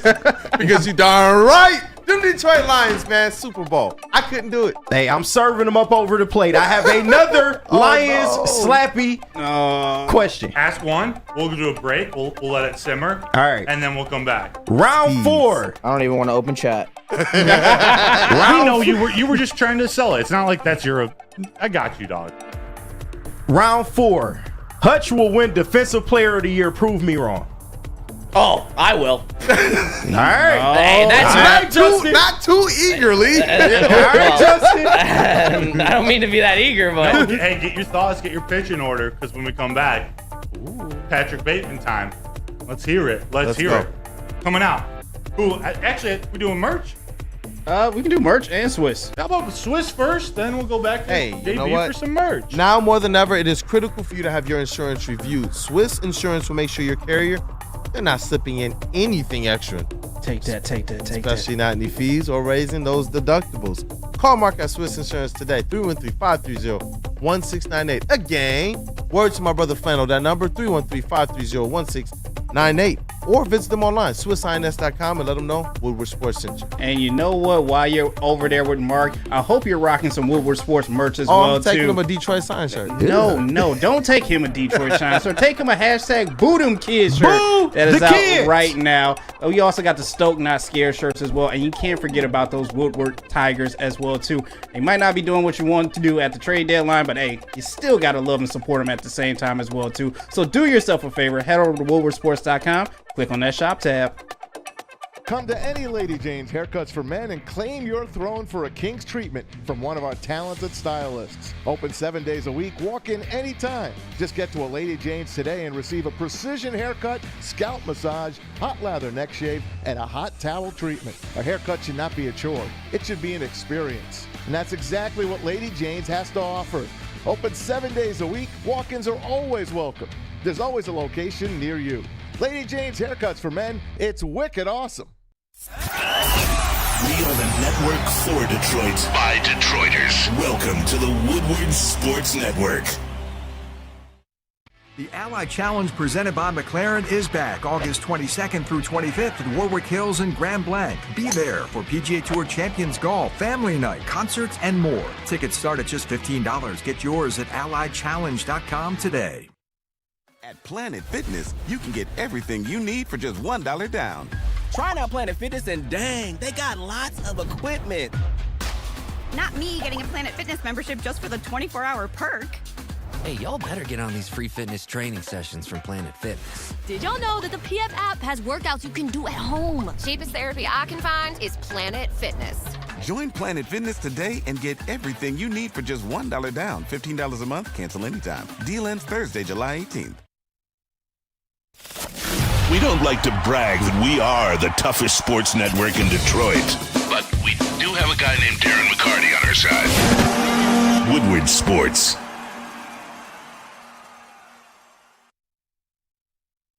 Soroki's Crispy Chicken and Pizza is taking over Michigan. They're known for their quality hand-breaded chicken tenders, sandwiches, and New York-style pizza. They got locations popping up all over Metro Detroit, including Madison Heights, where they just had their grand opening. They're doubling their number of restaurants this year. So please go check them out. Be sure to stop in and try them at a mega station near you or go to www.sorokis.com. What up, though? People, welcome back. It is Wake Up Woodward. I was a little distracted because Ryan's reaction spent $4.99 to let us know Hutch ain't even a top 5 edge, let alone considering all the defensive positions. See, he's a competitor. He wants his point here. Yeah. This is that's what I'm thinking. pitch. That's what I'm believing. I'm like, you know what? Ryan's reaction, I'm sure it pains you. It pains you to type that out, man. But I see you. You're trying to make sure that you get that point for the Woo Crew. Y'all talking about the past, though. We talking about 2024 and ahead, man. Listen, smash that like button, y'all. Smash that. We win 2 ways. We about to win at Prove KG Wrong, as well as zooming straight through that like goal. We're back at it, KG. You want to key that question back up? And then I know Justin is ready to unleash. All right. Well, y'all have a 2-1 lead on me right now. We are in round 4. 3-1. And round 4, you pipe down over there. And round 4, I said Hutch will win Defensive Player of the Year. Prove me wrong. All right, here we go. Let's go. So first of all, Hutch isn't even in the top 5 of his own position. He only had 11.5 sacks last year. That's not even in the stratosphere as the top seasons of these other guys that I'm about to name. TJ Watt, Myles Garrett, Max Crosby, Nick Bosa, and Micah Parsons. That's only at his position. Those players were in that race last year. You are honestly praying for injury. We're talking 15-plus sacks out of those guys. Like, Hutch has to have 4 more sacks to even be in the conversation. On top of that, you don't think Max Crosby is going to have a better season? Yeah, we got DJ Reader to help out Hutch. They got Christian Wilkins to help out Max Crosby. That's an even better pass rushing duo. Sorry about it, but it is.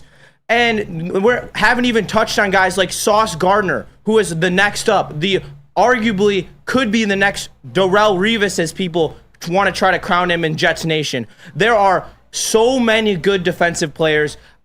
I don't think that Hutch is going to have enough help on that other edge. Straight up, yeah, Marcus Davenport has potential. Yeah, James Houston has potential. But neither of them have showed enough flashes to truly give Hutch the one-on-ones, the less pressure on the edge than a Max Crosby with Christian Wilkins next to him. So even right now, if you would have put a gun in my head and asked me who the decoy was, I'd tell you Max Crosby. Shout out Chase for the help. Love that. Looking around, I thought I heard like Flannel Sam somewhere. Right? If he's listening to the show, he using the phone a friend line. Like, you can't just use Chase like that. Like, what the hell? Why not? He's a part of the Woo Crew. What the hell? I would have gone a similar direction. I would have said Myles Garrett and TJ Watt are still out there, so I can't guarantee he's going to win it. Y'all ain't got no faith in Hutch, bro. That's crazy. Okay, don't turn that on us. That's crazy. Chat, y'all hear this, man? They don't believe in y'all defensive end. But Justin, do you believe that he has it in him, though? That he could do it in his career? Or next year? Next year. No. Oh, hell yeah, he has it in him. Justin doesn't believe. He could be in the – I think he's going to be in the mix, and he could very well go win it. I just think Myles Garrett is still in his prime, and that dude is a freak of nature. Chat family, how dirty do y'all feel right now? How dirty do you guys feel? Shame on you. Well, let's see. I'm about to agree. 70% right now. I'm about to end this poll. Are we shutting it down? We got a realistic chat. That's okay. It's hey, not can I get the camera on me real quick? Hey, KG. What up? Pipe down.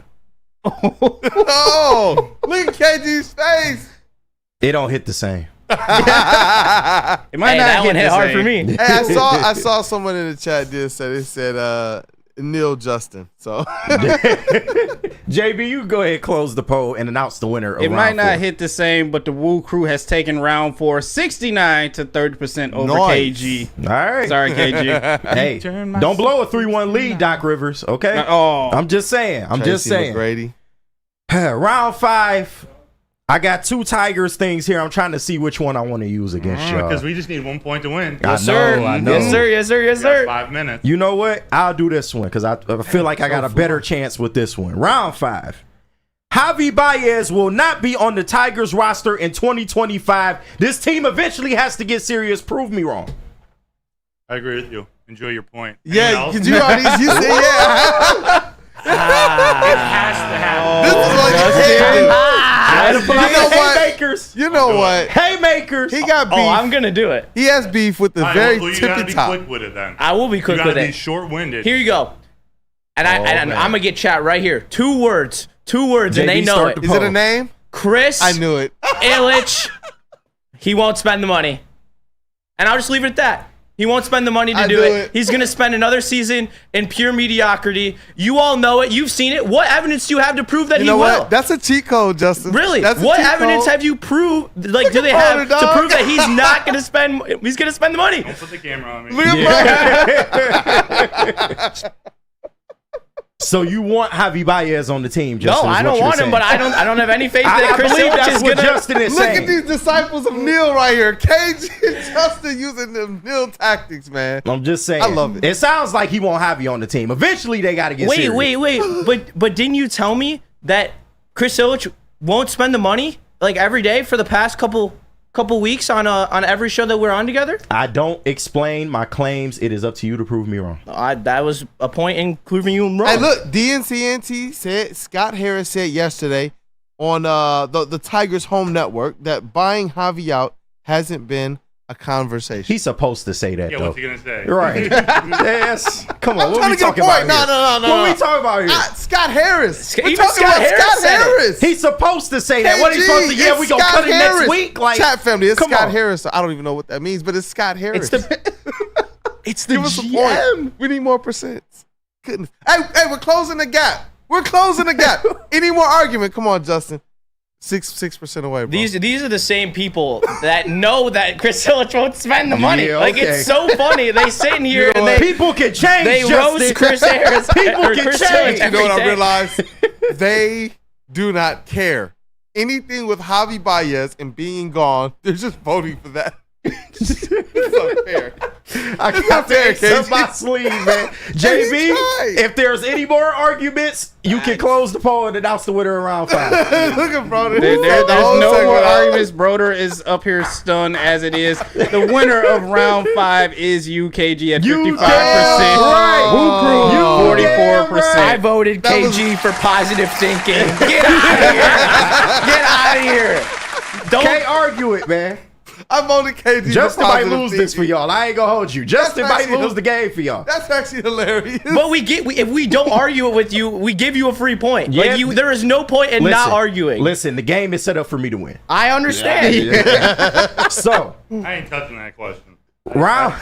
Worked way too hard to get those credentials back for the network. I ain't going after the owner. Since y'all got the lead right now, 3-2, going into round 6, I will let y'all pick which team we go to next.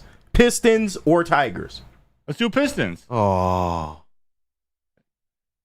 Tigers, I could have been easy with. I mean, we can do Tigers. I was just I feel like I'm about to Pistons is hear the toughest Kate. one for Kool-Aid. I'm about to hear Kay Cunningham's name. So, Pistons, we in agreement? Pistons? Yeah, let's do Pistons. Pistons or Tigers? I already said Pistons. Let it fly. Y'all agree? All right, Pistons. They agree. Round 6. The Pistons can make the play in this season. Prove me wrong. It's the Pistons. I think they can make the play. I'm with PG. I think they can make. It's going to be difficult, but I think they can. It's a new year, Justin. They got the recipe. They do have the recipe, but And I want a 7th one. I don't believe it's happening. Why is because it impossible? It's not going to happen because they need a little bit more defensive toughness.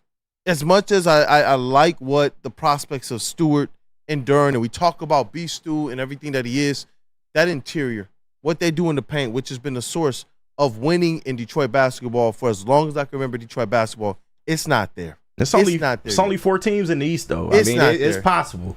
It's only 4 teams in the East, and last year the Pistons weren't even a team. Period. Like it just, I don't have a problem with them looking like a much improved team. But the play-in is just a little bit out of their reach. They need a little bit more meat on the bones as it relates to the defense. They need a little bit more meat on the bones as it relates to cohesion and chemistry. They got new players coming in, entering a team that already doesn't know how to play together. So it's like, I want to see this team take the strides, and I do believe we will this season. But, man, as much as it pains me to say this, I just don't see how they make the play-in this year. Too many deficiencies. All right. And I got more to add to that. I'll go a different route with it. They're over-under in Vegas, 24.5. That's not enough to get in the play-in game. They also have 95% of the money on the over. Vegas don't just be giving out free money. Okay? This is now put this into perspective for me. I think the Pistons aren't as good as everyone thinks. I don't know if the young players make the strides that everyone thinks. I think, THJ got pulled out of the Mavs rotation in the playoffs because they were better without him. Like, we are taking another team's trash that they didn't want. They pretty much gave it to us. As a 14-win team, I'll take the trash of a team. Yeah, in the NBA Tim Finals. Hardaway Jr. is not trash. He is not trash. High volume, good 3-point shooter. I wasn't saying he was Also trash. go blue. I'm just trying to argue the point. I feel you. I love Tim Hardaway Jr. That's my boy. Shout out number 4 Just in don't Michigan. sound like clipping and such because I got to walk in there. I'm feeling like Broder. I have to see this guy in about 3 weeks. Oh. That's my guy, Timmy. Yeah. All I got to right. walk in there and talk to him. So it's just like, hey, listen, guys, prove me wrong, though. Make the play. Have we made all of our arguments?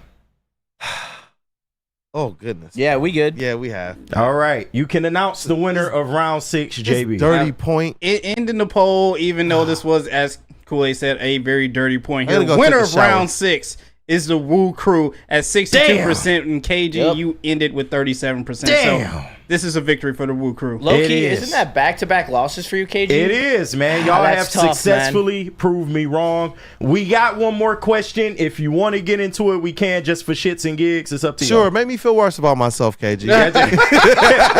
Right. What type of beat reporter are you, man? But no, it's all good. The last question sat that one out. or the last round would have been a Tigers round. The Tigers should have traded Tarek Skubal at the deadline. Prove me wrong. Ooh. Ooh. I would prove you wrong because it doesn't sound like Jackson Holiday or anything with the Orioles was ever on the table. I think it's the only team you consider trading him to at the deadline. Again, there's a little bit of hopium there that they're gonna do the right thing this offseason and build and spend some money, even short-term money, around him. But at the trade deadline, they should not have traded him if there was no Orioles deal on the table. Yeah. If we heard, hey, they were close, like they were in contact to the last minute, then I maybe have a different opinion. But no, if Jackson Holiday, who hit a grand slam the very next day, by the way, if he was off the table, don't trade him. I'd rather watch him on this team for 2 months and hope that they build around him. All right, Justin, you got anything to add to that? I can't lie. I was doing my other responsibilities and not paying attention. So. Well, we ain't got to do a chat vote. But Yeah, we'll get to break. What do you think? Like, should they have traded him? I mean, it's hard to argue against it when you say that there was really no deal on the table to begin with. But if there was, absolutely. But seeing that they kind of went after other pitchers and it really wasn't even in discussion, really, then I guess I would have to agree with you. So, all right, there's that. But congratulations, Woo Crew, on your dumbass victory. It feels dirty. I can't even be happy about the That's victory. right. I'm sitting here You gotta right get now in the like, mud to beat me. Like, man, I said the Pistons. I argued against the Pistons making the play-in. Yeah. I'm down to get dirty, KG. I'm evil, man. I'm evil. I'll get right in the mud. Yeah. And you know what? It's gonna be interesting to see because as these questions come out, they're pulling right at the things that matter within Detroit sports. So that was an awesome segment. Thank you as always, KG. Man, the crew is bringing heat all the time. That was awesome. Yeah, let me tell you about the best youth sports football league in Detroit. And it's the Boys and Girls Club of Southeastern Michigan's 3C Sports League. Offers youth ages 5 to 14 with six exciting teams to choose from in Detroit, Belleville, Highland Park, and East Point. All coaches are trained, certified, and undergo background checks. Register for football or cheer at bgcsm.org. They got equipment, meals, transportation, all included for a chance to play the championship game at Ford Field for just $175 per child. So put the youth back in youth sports with BGCSM 3C Sports. Railing out with their premier pet supply, man, just looking around, who's got it better than pets?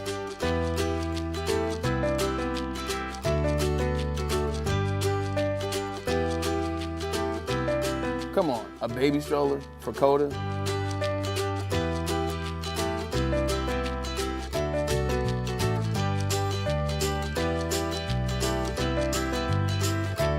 A chef for Lola? Really?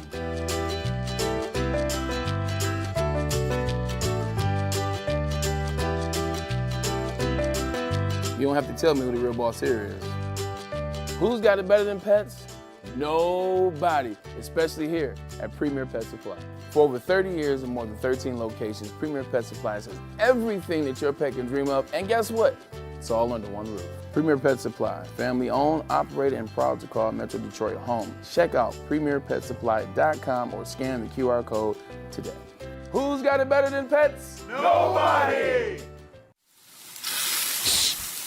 You smell that? That's Brad Holmes cooking. And the off-season smells good. Woodward Sports. The Ally Challenge presented by McLaren is back August 22nd through 25th at Warwick Hills and Grand Blanc. Be there for PGA Tour Champions Golf, Family Night, concerts, and more. Tickets start at just $15. Get yours at allychallenge.com today. So just to get the heated steering wheel, I also had the spring for the bigger rims. Yeah, that's how they get you. Those upgrades will cost you an arm and a leg every time. Hey, new card crew, how'd it go this weekend? I got a great deal on mine. How? I went to Randy Wise, not those other guys. They got me in a great new ride, and they didn't break my budget. Hey, could you pass me the sugar? How? Never mind. He made the wise choice. Yep. Make the wise choice at RandyWiseBuickGMC.com. Attention sports fans, don't miss out on expert sports injury insights with Dr. Jeff Pierce of Michigan Sports and Spine. Join Dr. Pierce every Tuesday when he makes his appearance on Big D Energy, and every Thursday on Ermanni and Edwards with Mass, where he's offering you top-notch injury advice. Trust the guy at DMAC Trust. Dr. Jeff Pierce is here to keep you in the game and performing at your best. For more info, visit MichiganSportsAndSpine.com or call 248-426-9944. Welcome back. It is Wake Up Woodward. Thank you guys for starting the day off with the Woo crew. Talking a little Detroit Lions training camp. We proved KG wrong and got that dub 2 weeks in a row. Hey, but the Bar King, you still 2 week. Oh yeah, champ. 3 week. 3 week champ. Yeah. Oh, the longest reigning Bar King. By the way, you know we have to do something about that next week. Just as long as you're not in office too long. Get me out. I'm on my Donald Trump. Get me out. Shout out Mac Miller. Yes, hey, sir. let's rock. Are we going to our elite, illustrious, wonderful, stupendous, Open it up, magnificent booth? Hey, let's rock. What are we? Hey, Hey, we're talking wrestling. SummerSlam. And we need JB and KG to fill us in on what's happening this weekend. I'm waiting for this. We got a wrestling segment, ladies and gentlemen, and we are just going to do a quick review of the WWE SummerSlam card. I believe it's Saturday at 7 o'clock is when it starts, the biggest event in the summer. JB, how you feeling going into SummerSlam? Well, it's the biggest party of the summer. The premium live event, let me correct myself, starts at 7, but they are going all out and doing a 3-hour pre-show with Miz as a host. So technically, the premium live event starts at around like 4. Who wants to watch the Miz for 3 hours? I mean, if Maurice is there, I don't have a problem with that. That's but, facts. Yeah, you know, but still, KG, I gotta ask you. There, as you said, there are 7 cards on this matchup. 6 of them are for titles, so I have to know. And if you don't have the matches in front of you, I can run them down for you. But which one of these matches are you most excited to see on Saturday? The one I'm most excited to see ain't a title match. Really? Yes, is of course Drew McIntyre versus CM Punk. The grudge match, man. They finally get after it with Seth Rollins as the special guest referee. I don't necessarily know if I like Seth Rollins being a special guest referee. I feel like they needed to do this one just mano a mano, but with Seth being the referee, it adds an element of like unpredictability as to who he's going to side with and stuff of that nature. So who do you predict the winner to be in that matchup? Oh, this one's going to be a little tough for me in that one as well, too, because this one is one of the matches I am excited to see. But I do think CM Punk wins this match, but it's going to come at a surprise. And this is one of the questions that I'll ask you as well, too. I think we get the return of AJ Lee. Oh, in this one, AJ Lee? to help out CM Punk in this match as well too, and also to keep this kind of little rivalry thing building up a little bit more as well too with him and Drew. And also you can kind of throw in Seth as there as well too in some matches, but I think they keep this going and building a little bit more, and you get that surprise from AJ Lee. What do you think? That'd be nuts if AJ Lee comes back, man, but I don't know. I expect a funky finish. I can't really say one way or the other, who's gonna win this one, but if I had to put money on it, I would say Drew's gonna win. Just so they can find a way to maybe keep the storyline going. They probably are going to see this thing through maybe close to WrestleMania. So, but definitely looking forward to that one. The next biggest match. What? Go ahead. Sorry. Well, and if I'm too early with this question, let me know. But I want to ask: Is this? Will LA Knight finally win his first title? I believe so. So that's fine. So we can roll with that one. Yeah. So LA Knight. Yeah. There we go. Going against Logan Paul, man, who is the United States champion. And I can't lie, the kid's been a solid champion. He's a believable heel. He leans into it. Hey, I don't like him either, but you got to respect what the kid has done. He came in, he took WWE seriously. He's worked on this in-ring game, and you can't say shit about him in the ring. Like, that's just my personal opinion, though. But what are your feelings? I do feel like this match is set up for LA Knight to win. He's somebody that's been over for quite some time, and the WWE really hasn't pushed him the way that I thought they would. He had a title match for Roman Reigns. We kind of knew he was going to lose that. But this one, I feel like is set up for him to win. What do you feel?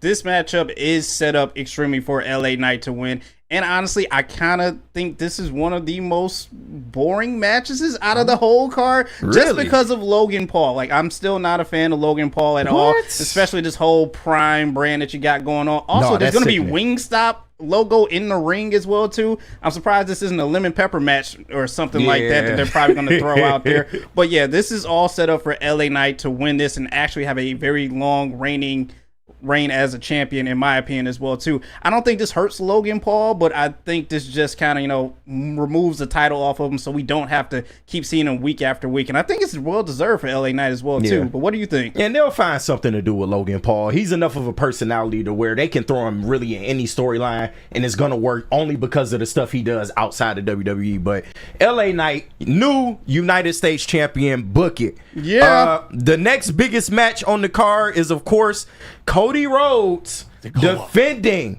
the undisputed WWE Championship against Solo Sikoa. You know what? On the ESPN, the worldwide leader in sports, as they call it, most of this segment, do you realize they had Cody Rhodes on? Really? Hey, it's a big thing. That's crazy. Let's break this down. But Cody Rhodes, to me, he's been a good champion thus far. He's a heel. I mean, a face with a little bit of edge to him. But it's just the opponents haven't been there. Like, he fought AJ Styles. That was good. But the only other opponents of note have been Dominic Mysterio. I can't remember who else he defended against, but so far he hasn't really had the challengers. This is his biggest test yet. Solo Sikoa, he's been running the bloodline now. I think he's doing a damn good job. They're helping to raise his profile as a heel and running the bloodline. But it's rumored Roman Reigns may return at SummerSlam. At SummerSlam, so I should say. What are you feeling about this match? Like, this will be Cody's probably toughest opponent that I can see. I don't think the AJ Styles one really was anything at all about that as well. But still, at the same time, WWE is pegging Cody to be a superstar for a long time. So I don't think they're going to sit here and just take the belt off of him to give it to Solo. Although I do think this Bloodline 2.0 is building. They have a lot of great characters. If Roman comes back, I don't know if it's too soon or too early, but you do need to start building that, rivalry towards Survivor Series, I should say, with this Bloodline versus Bloodline type of match. So if he does come back at SummerSlam, I wouldn't mind it. That's setting that up as well too, but I don't think Cody loses this match, and I don't think they take the belt off of him. But that's just my opinion. All right, look, I was gonna say that's music to my ears. You guys already know. Getting back into wrestling, Cody Rhodes is a guy that kind of caught my attention, similar to how The Rock did a long time ago. So to see him finally kind of win, and against Roman Reigns, the Tribal Chief, it was an awesome storyline. It was. So it's music to my ears to hear you say that, JB. You think that Cody Rhodes is somebody that it's safe to invest in as my WWE superstar? It's pretty safe to invest as him. I know WWE has said that eventually someone is going to take the belt off of Cody, but I just don't think it's right now. There's so much branding that you have behind this guy, so much popularity. He's the merch mover right now. Yeah, he's the merch merchant right now. He is getting everything off, is selling off stores all worldwide. Fans love this guy. He's basically like the male Bailey all over again with the Bailey buddies. So there's no way you take this belt off of him. Bro, he has that charisma, man. It was something different about him. It's like I like LA Knight and the way that the wrestlers are able to control the crowd. It was just something a little bit different when Cody Rhodes came out there. Just like when I was a little kid watching The Rock, when he entered the ring, soon as you heard, it was different. Wrestling went to a different place.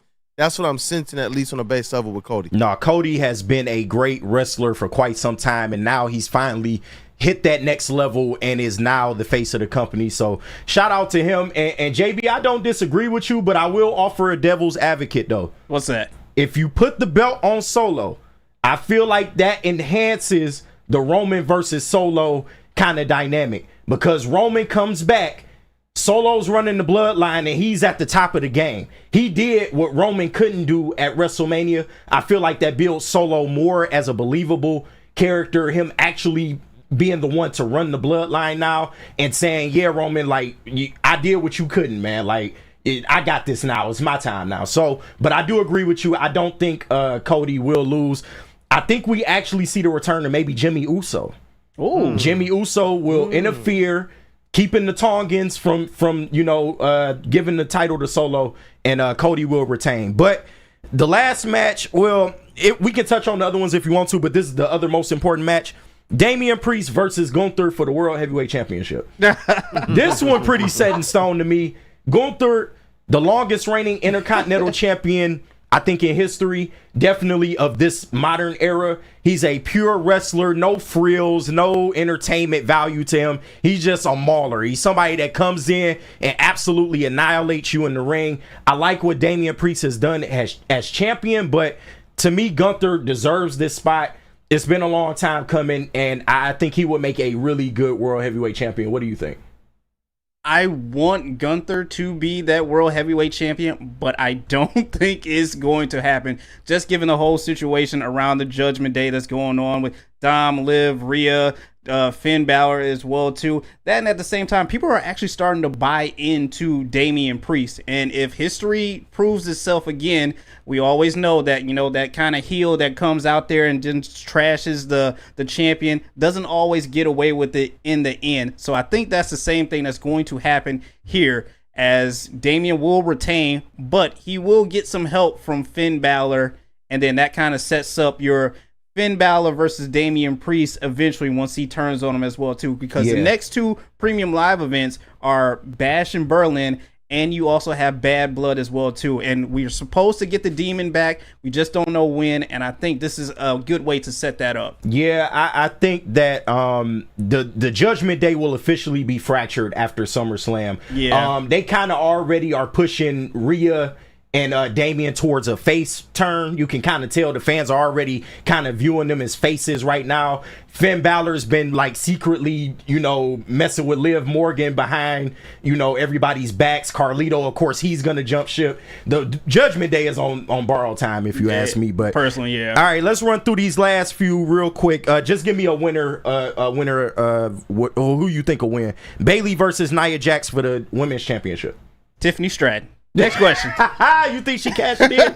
Tiffany cashes in. I don't care. This match is boring. I'm sorry. I like Nia Jax, man, but I feel like they'll find a way to let Bayley retain. But the Women's World Championship, Liv Morgan versus Rhea Ripley.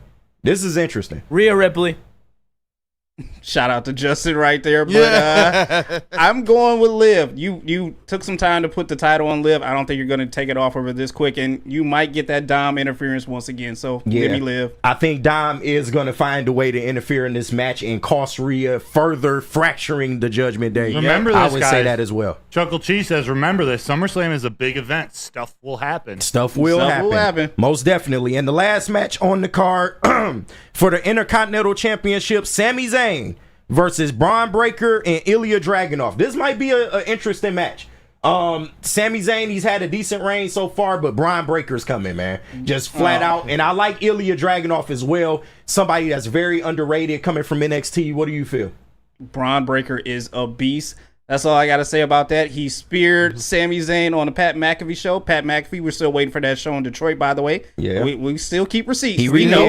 We know. We still waiting. But, yeah, this is Braun Breaker all day. If you don't put the title on him, you just sat here and didn't just kind of just crush all this momentum that he's had going. So give me Breaker. Yeah, Sammy, it's been cool, man. But Brian Breaker, I feel like if you put the bet on him now, you automatically elevate him into one of those top tier superstars, man. And in my opinion, he will be a future world champion. But this is a good way to start his career. So nice. That's excellent. WWE SummerSlam. SummerSlam, baby. Let's go, man. It's fired up, man. And you know what, chat family? Going ahead, first and foremost, smash that like button for JB, for KG. I thought that was excellent. And if you guys would like to see more of that type of content, wrestling, and not just wrestling, all of the fighting, boxing, UFC, because we've been talking about getting these guys out to the events, getting the content, and really, really, really making something of it. If you like it, smash that like button. Let us know in the comments as well. That was awesome. Yes, sir. And I know we got to get cooking as well. Let me tell you about something else real quick, though. How would you like to play the University of Michigan golf course with Braylon Edwards? It is the Randy Wise Celebrity Golf Tour. Register today, and you could round off our foursome at WoodwardSports.com or scan the code on the screen. When it comes to your next car or truck, make the wise decision. Randy Wise Automotive. And now it's time for the most electrifying segment on the internet. Bum, bum, bum. It's What's Trending with JB. Live on Wake Up Woodward. Ladies and gentlemen, Jake Bizzle. Let's rock. Hey, what's up, fellas? Look, I know we went a little bit long with the wrestling segment, so I try to keep these as short as I can. But, man, shout out to the Olympics. It was a very good showing for all the medal winners out there as well, too. But I got to ask, Olympics, what are you doing? I didn't know you were this freaky. Whoa. Wait, look at Snoop Dogg. Damn. Who's that, Jimmer? First of all, I did not have Jimmer Fredette at the Olympics on my bingo card. I did not. Where the hell has he been? He plays in the 3v3. Oh, my God. One of the biggest NBA draft busts of all time, but, I mean, he getting serviced over there. I mean, she is in there, man. Like, I guess she takes her work seriously. The 3v3 teams headlined by Jimmer Fredette and Haley Van Lith are 0-6. Damn. Jesus. Wow. So, wow. That's pretty brutal. Yep. That wow. is an Olympic bust as well. Bro, we can't have that with USA across the chest. No, that's not right. At least Caitlin Clark's getting her rest, though. You tried to say that with a straight face. I appreciate that. I appreciate that as well, too. But, man, Kool-Aid, I got to know, is this a 2-pointer or is this a 3-pointer?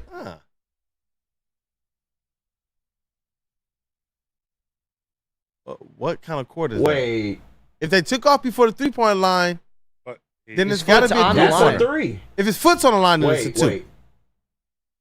No, his foot didn't touch. I don't think that's a 3 then. It almost looked like his feet came down before he let go of the ball, though. That's a 3. No, his foot's on the line. That's a 2.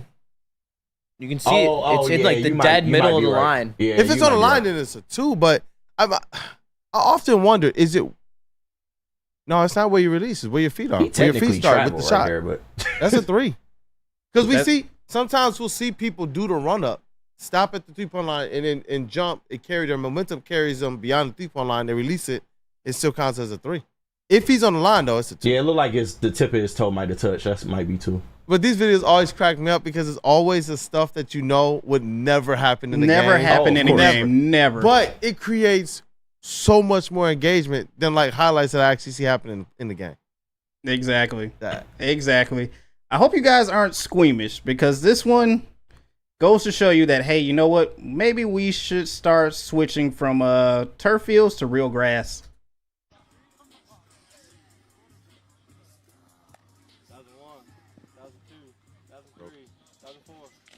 Oh, I heard it. Oh, I heard that. Oh, holy shit! That's what I heard. heard. Was gonna happen last night at the Hall of Fame. That's what I heard. Oh my Everyone listen. Oh, that's brutal. Oh my God. That's brutal. Literally Rice Krispies. That's Dog, making my leg hurt. Whenever I finish a water bottle, I crunch it down immediately. That's exactly what That's it sounded exactly like. the sound. Sheesh, that is a plastic. Jesus. That is exactly the sound. I'm done. I'll spare you the rest of that. Kevin Ware. I'll spare you the rest of that video. And KG, even though today is supposed to be Bar King Day and we aren't really doing it, I'm going to give you some Bar Kings anyway. Shout out to Arkansas Razorbacks defensive coordinator Travis Williams. He went into the coaching room and spit some bars for the whole team. Okay. T-Will back and you know Bar the King. flow is a free throw. Really from the hood, all I fear is God and the Rico. Made it out the gutter, I'm putting on for the have-nots. Always strive for more, but I'm thankful for what I have. Got no play wrong with T-Will, he's a head case. All he do is blitz. If I say sorry, it's hammer time, cause it's too legit. You know, no, I'm not new to this. On the mic, I'm truly sick. Don't schedule us for a homecoming, cause we will ruin it. Choke slamming running backs when they hit the hole. Yeah, coach. Landon and Cam gon' ball when I say go. Yeah, coach. Okay. Yeah, they out of here. Yeah, coach. Standards not starting because that's what got us here. Yeah, coach. 6'6" quarterback and he dropping dimes. Quarter went crazy on the offensive You hear the line. beat? Yeah. It's the glow beat. That boy sound like a Kool-Aid. 2 trillion, we embrace the hog. Hey, that's that Kool-Aid KG collab. No, So I got to ask, KG, are those bars or what? Certified, man. That's That's cold, Bar King man. approved? Yes, absolutely, man. But that's such a good beat to just get on and rap, man. Shout out Glorilla. Yeah, Glow is the name of the actual song, but yeah, man, that was dope. That was fire. And that's it for Mailbag, you guys. Let's hop into this mailbag. That's it for what's trending. What's trending? My bad. What's trending? Let me first tell you about Feldman. Since 1996, Feldman Automotive has been driven to provide a fast, convenient, and first-class car buying experience called the Feldman Advantage. They got 18 locations in Metro Detroit, so there's got to be a Feldman dealership in your backyard somewhere. Just visit feldmanauto.com to find the location nearest you. They are Feldman Chevrolet, Detroit's #1 Chevy. Let's rock. You guys already know. Time for the Wake Up Over Mailbag segment presented by Feldman Automotive Group. Get your mailbag questions in the chat. I know that there was some I saw into the chat earlier. You have some locked down Well, already? if you got it, let it fly. Oh, man, let me see. Oh, well, then if you don't, I got it. Yeah. Ryan's Reaction's been asking. They want you guys to take me to my first WrestleMania. Steve-O Baby says I had to mailbag. take myself to WrestleMania. I know, right? Can we get a KG and JB Woodward SummerSlam watch party? I'm down with that. Freddie Felt 313 says, when are we going to make a Woodward Wrestling a real show? Book it. There have been discussions. As far as a watch party, I don't think the powers that be will let that happen in such a short amount of time. But we working on something, man. I would love to do wrestling segments. I'm a big wrestling fan. Shout out JB and shout out Freddie Felt as well. We'll be going to AEW All Out with him in September. But yeah, I can't wait for that, man. That's gonna be fun. But we got a group chat. We talk wrestling all the time, so I'd love to do something like that. Get D-Mac involved somehow. I would love that. I would love saying that like behind the scenes. We don't be like, started ASAP, man. We got you. That y'all show, and I'm telling you, Saturday Night Vibes with JB Smooth, that's gonna be crazy, dog. We need the content, man. And Zach Soap in the chat, mailbag. Who will be the hardest hitting defender on the Lions? Brian Branch. See, I immediately went to linebacker, but then I was like, wait, Branch is on that defense. Yeah. Well, we heard DJ Moore and other players, they complained about Kirby Joseph and they complained about Alex Anzalone as well. Yeah. They called them out by name But are they last the year. hardest hitters, or was it like a Oh no, you dirty, man. shot, right. You dirty. sidelines? But it's because of that, they were hard hitters. What were you about to say? I said you dirty, man. You dirty. But no, that was a good play, but that give was me dirty. Enos Rankstraw on this one. I don't know if you guys have seen it, but some of his college days, my man used to be hitting. Like, Nightmare on Rake Street. It's a nightmare to That's even what I was about to line say. up with this man. So give me Enos Rankstraw on this one. You can say it again. Hey, you know who it be? It's the boy, and it's Rakestraw Jr. And let's get after it. He's about to absolutely take guys' heads off, especially if he's in the slot or in the nickel. Oh my God, get him closer to the middle of the field. Seriously, I do like Brian Branch though. I thought that was a good one by KG. I don't know how far you are in your decision for the fan club name, but Eric Allen put a late submission in. Says for mailbag, ask the chat what they think about the Harvesters of Sorrow for the new name of the secondary. Metallica loves MC/DC, and they'd give him the okay to use this song when they make plays. Hey, you know what? A nickname for this secondary would be dope. Obviously, it's something you got to earn, but based on, the potential, I wouldn't mind kicking some around as well if you wanted to run another segment back like that. Yeah, no, we'll have to do so. Because I also want to name Terrion and Ennis Rakestraw together. That'll be dope. Because that's going to be an electric duo for years to come, and they are deserving of a duo nickname for themselves. In terms of nicknames, just that Seattle secondary, the Legion of Boom, that was a wild. That's a cold. That's an alcohol. That's like an all-time nickname. Yeah. Goodness. Woo. Here on All right, Marquette, mailbag. Why is Bly Madris getting no love? Is it because he's a little older? He has had a good start. I think he got looped in to this mess at the wrong possible time for fan appreciation and support. Like, he actually has done pretty well considering. And it was like the first, what was he, 0 for 8, his first 2 games? It's been spotty. Yeah, so I'll say that. I wouldn't say good. I would say spotty. Well said. He has potential, though. I do feel like maybe you keep him down in your farm system, develop him a little more. Maybe he can be a fill-in hitter for you down the line. But, I don't know. Yeah, and he came up right when Ryan Valade was, like, playing well, and the righties were coming up, so they just flip-flopped them in the – it was all the wrong things happening for people to love him. Charles McClain, mailbag, with the problems with Mize and the Tigers. What are the problems with Mize and the Tigers? Mize and Skubal having same agent. How does that affect Tigers and Skubal negotiations? It shouldn't affect it at all. Might it? Maybe. But Terry Skubal, Scott Boras has some serious clients. Terry Skubal's his number one. Yeah. Like that. Terry Skubal is in a separate category from everyone. Exactly. Boras. Mize will he just has not, a line of communication with Scott Harris. For both of them. Yeah, Mize won't command nearly as much money as Tarek Skubal will. So to your point, and then I don't even know about Mize's future with the team, being honest with you, because of the injury history, he just hasn't seemed to reclaim the form he once had. I would still give him another season to try to prove himself, but this year it's been up and down. But he made it through the year for the most part, so I'm happy about that. I need one of you guys who is comfortable to give a sales pitch. I don't know, James Calso, let me know if... I just saw that. Yeah, let me know if you're new to Detroit, outside of Detroit, and are just curious, but I think this is a great question.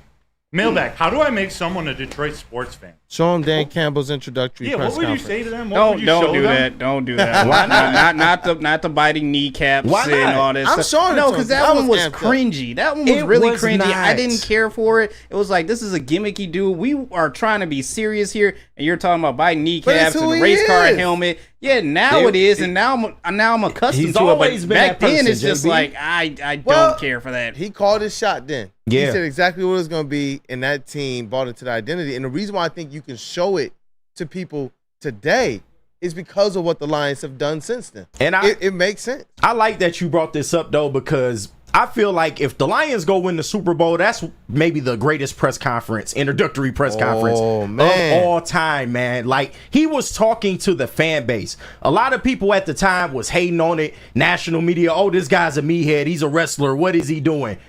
He was talking That he's to not the smart fans. or intelligent. Exactly. And now we know that wasn't true. He was talking to the fan base the whole entire time. And maybe I was just in the outlier, but I was one of those people. When I saw the press conference, I actually liked it. Did I know if he would work out at the time? No. But I respected the fact that he kept it real, man. He was himself. He came in. He let y'all know, hey, I'm not going to give y'all coach speak. All I know is that every Sunday, I'm going to have my team ready to bite kneecaps, a.k.a. go out here and play their hardest. And if you look at how the team's been this past few years, he's lived up to everything he said in that conference. So that's just me. I'd like to throw my pitch out there. Go ahead. Other sports probably do. I do. You got to make up for prove me wrongs. So, just set the scene. You know, you got to start off with the Dan Campbell speech, like you guys said. I mean, that just gets you going. Then you watch the confetti fall after we beat our former quarterback, Matthew Stafford, at Ford Field. You can feel the emotion coming out of that stadium. Then you cut to Tarek Skubal, the beautiful pitching prowess that he has. I like it. Just slicing down hitters with a nice little sprinkle of a little Colt Keith and Riley Green home run montage in there. And then it flips right into Lucas Raymond's game-winning goal last year. Ken Daniels on the call, just absolute angelic voice. Yeah. As he sets that scene for what shoots this Red Wing season down your throat. And then the last thing so descriptive and graphic is the Detroit Pistons. You got to show them the Cade highlight reel. I mean, what else could it be? It's got to be the Cade Cunningham highlight reel. Him crossing up some defenders, postering some defenders. It is just. And you. No, go ahead. That's just what I wanted to add to that because, first of all, you're getting me pumped up. I'm bricked up over Detroit sports already, but even more so, it's like when you think about Detroit sports, show them Lions fans last season. You think any home base had, or any fan base of the NFL had more fun than the Detroit Lions fans out there on the road? One Pride was taking over legendary stadiums. One Pride was on the road, making it feel like you were in a home game at Ford Field. You wouldn't want to be a part of that? I definitely want to be a part of what they did at Lambeau Field this past season. And then I like your hat, Justin. I like your hat, Broder. Hey, look at my hat.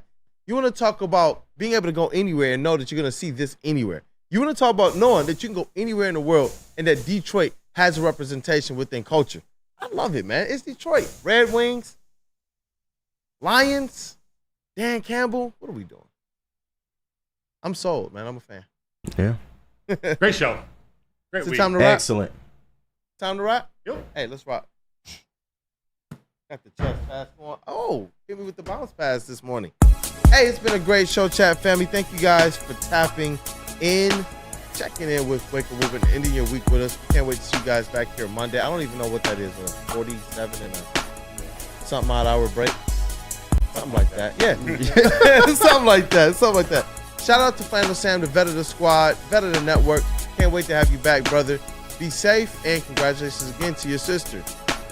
That dude, Justin, caught you doing work again, huh? Yes, you did. What up, though, brother? Hey, great show, guys. I love it. And we'll kill it again on Monday. Let's rock, man. Chase is in the building. Thank you for Chase. coming Shout up, out. man. Chase, Enjoy come here. your day Come here, with us dog. again, Yeah, brother. right. Put Come my on. man's Yeah, on come camera, on, Chase. man. Give him the boom mic. Let's go. Hey, what's up, everybody? How's it going? Hey. Chase and Shout out to Chase. Let's rock. Hey, we got some super chats. Hey, shout out to Real K Collins, $9.99. Thank you. Greg, $1.99. Thank you guys, man. I see the love in the chat as well, too, man. Thank you. Appreciate you guys so much, man. It means the world. It means the world. We're doing this. We're out there on Blind Faith. So all of the interaction, all of the love we get, that's why we're doing this, man. And it's what spurs us to try and give more and more and more. So thank you guys. And for you to put your hard-earned money like into us, that means a lot. It matters so much. Shout out to our booth. I gave you guys your adjectives a little earlier. That's all good. Detroit's #1 draft pick, Bar King. Yes, sir. 3 weeks in a row. 2-week losing streak with Proof KG Raw. We gonna get back on track. Don't worry about it. Black Hollywood in the building, rocking that 51 clothing. Yeah, shout out Devin the dog for the fresh merch, man. I absolutely love this shirt. Coochie Gang in the building. Shout out to Chat, man. I love y'all, man. Shout out to my team. I appreciate y'all checking on me earlier in the week once again. Much love for that. And yeah, man. Oh, shout out to Terrence Crawford this weekend. I think his fight is this weekend. He's going to demolish whoever the hell he's fighting. Some white dude. So shout out to Terrence. Shout out to Terrence Crawford, man. He was really good as the villain in Big Mama's house. What? You know, Terrence. You know what? Oh, Howard. Yes. Two different Terrences, man. Yeah, Not Clarence. They're Clarence parents. Yeah. you over here talking about my God. Spider-Man. Right. Shout out to Moving Sports MVP and the City Move. Pull yourself together, JB. You did not. Yo, amazing show, you guys. It's been a great week. Love you guys so much. SummerSlam this weekend. Tomorrow, shout out to Freddie Field 313 for that as well, too. And also, today is a very special day. If you don't know, 8/2/24. Shout out to the Mamba family. Love you guys. Let's rock, man. Let's rock. JB Smooth is always connected. We got our credentialed Tigers and our Lions writer and reporter for the network. Matthew Broder does so much for our show. There's a lot for the crew. Matt Broder. Thank you. Thanks for the support all week. Have a great weekend. Matthew's a great guy. It's your boy Brandon, aka Detroit Kool-Aid, your credentialed Pistons reporter and writer. Chat family, again, thank you guys for all the engagement, all the love, all the support every single day this week. We zoom straight through the light goal. We're not just going to let that go. We cover a lot of things sports-wise. We're going to make sure we always give you guys the love. that you guys gave us love. Thank you guys and have a great day.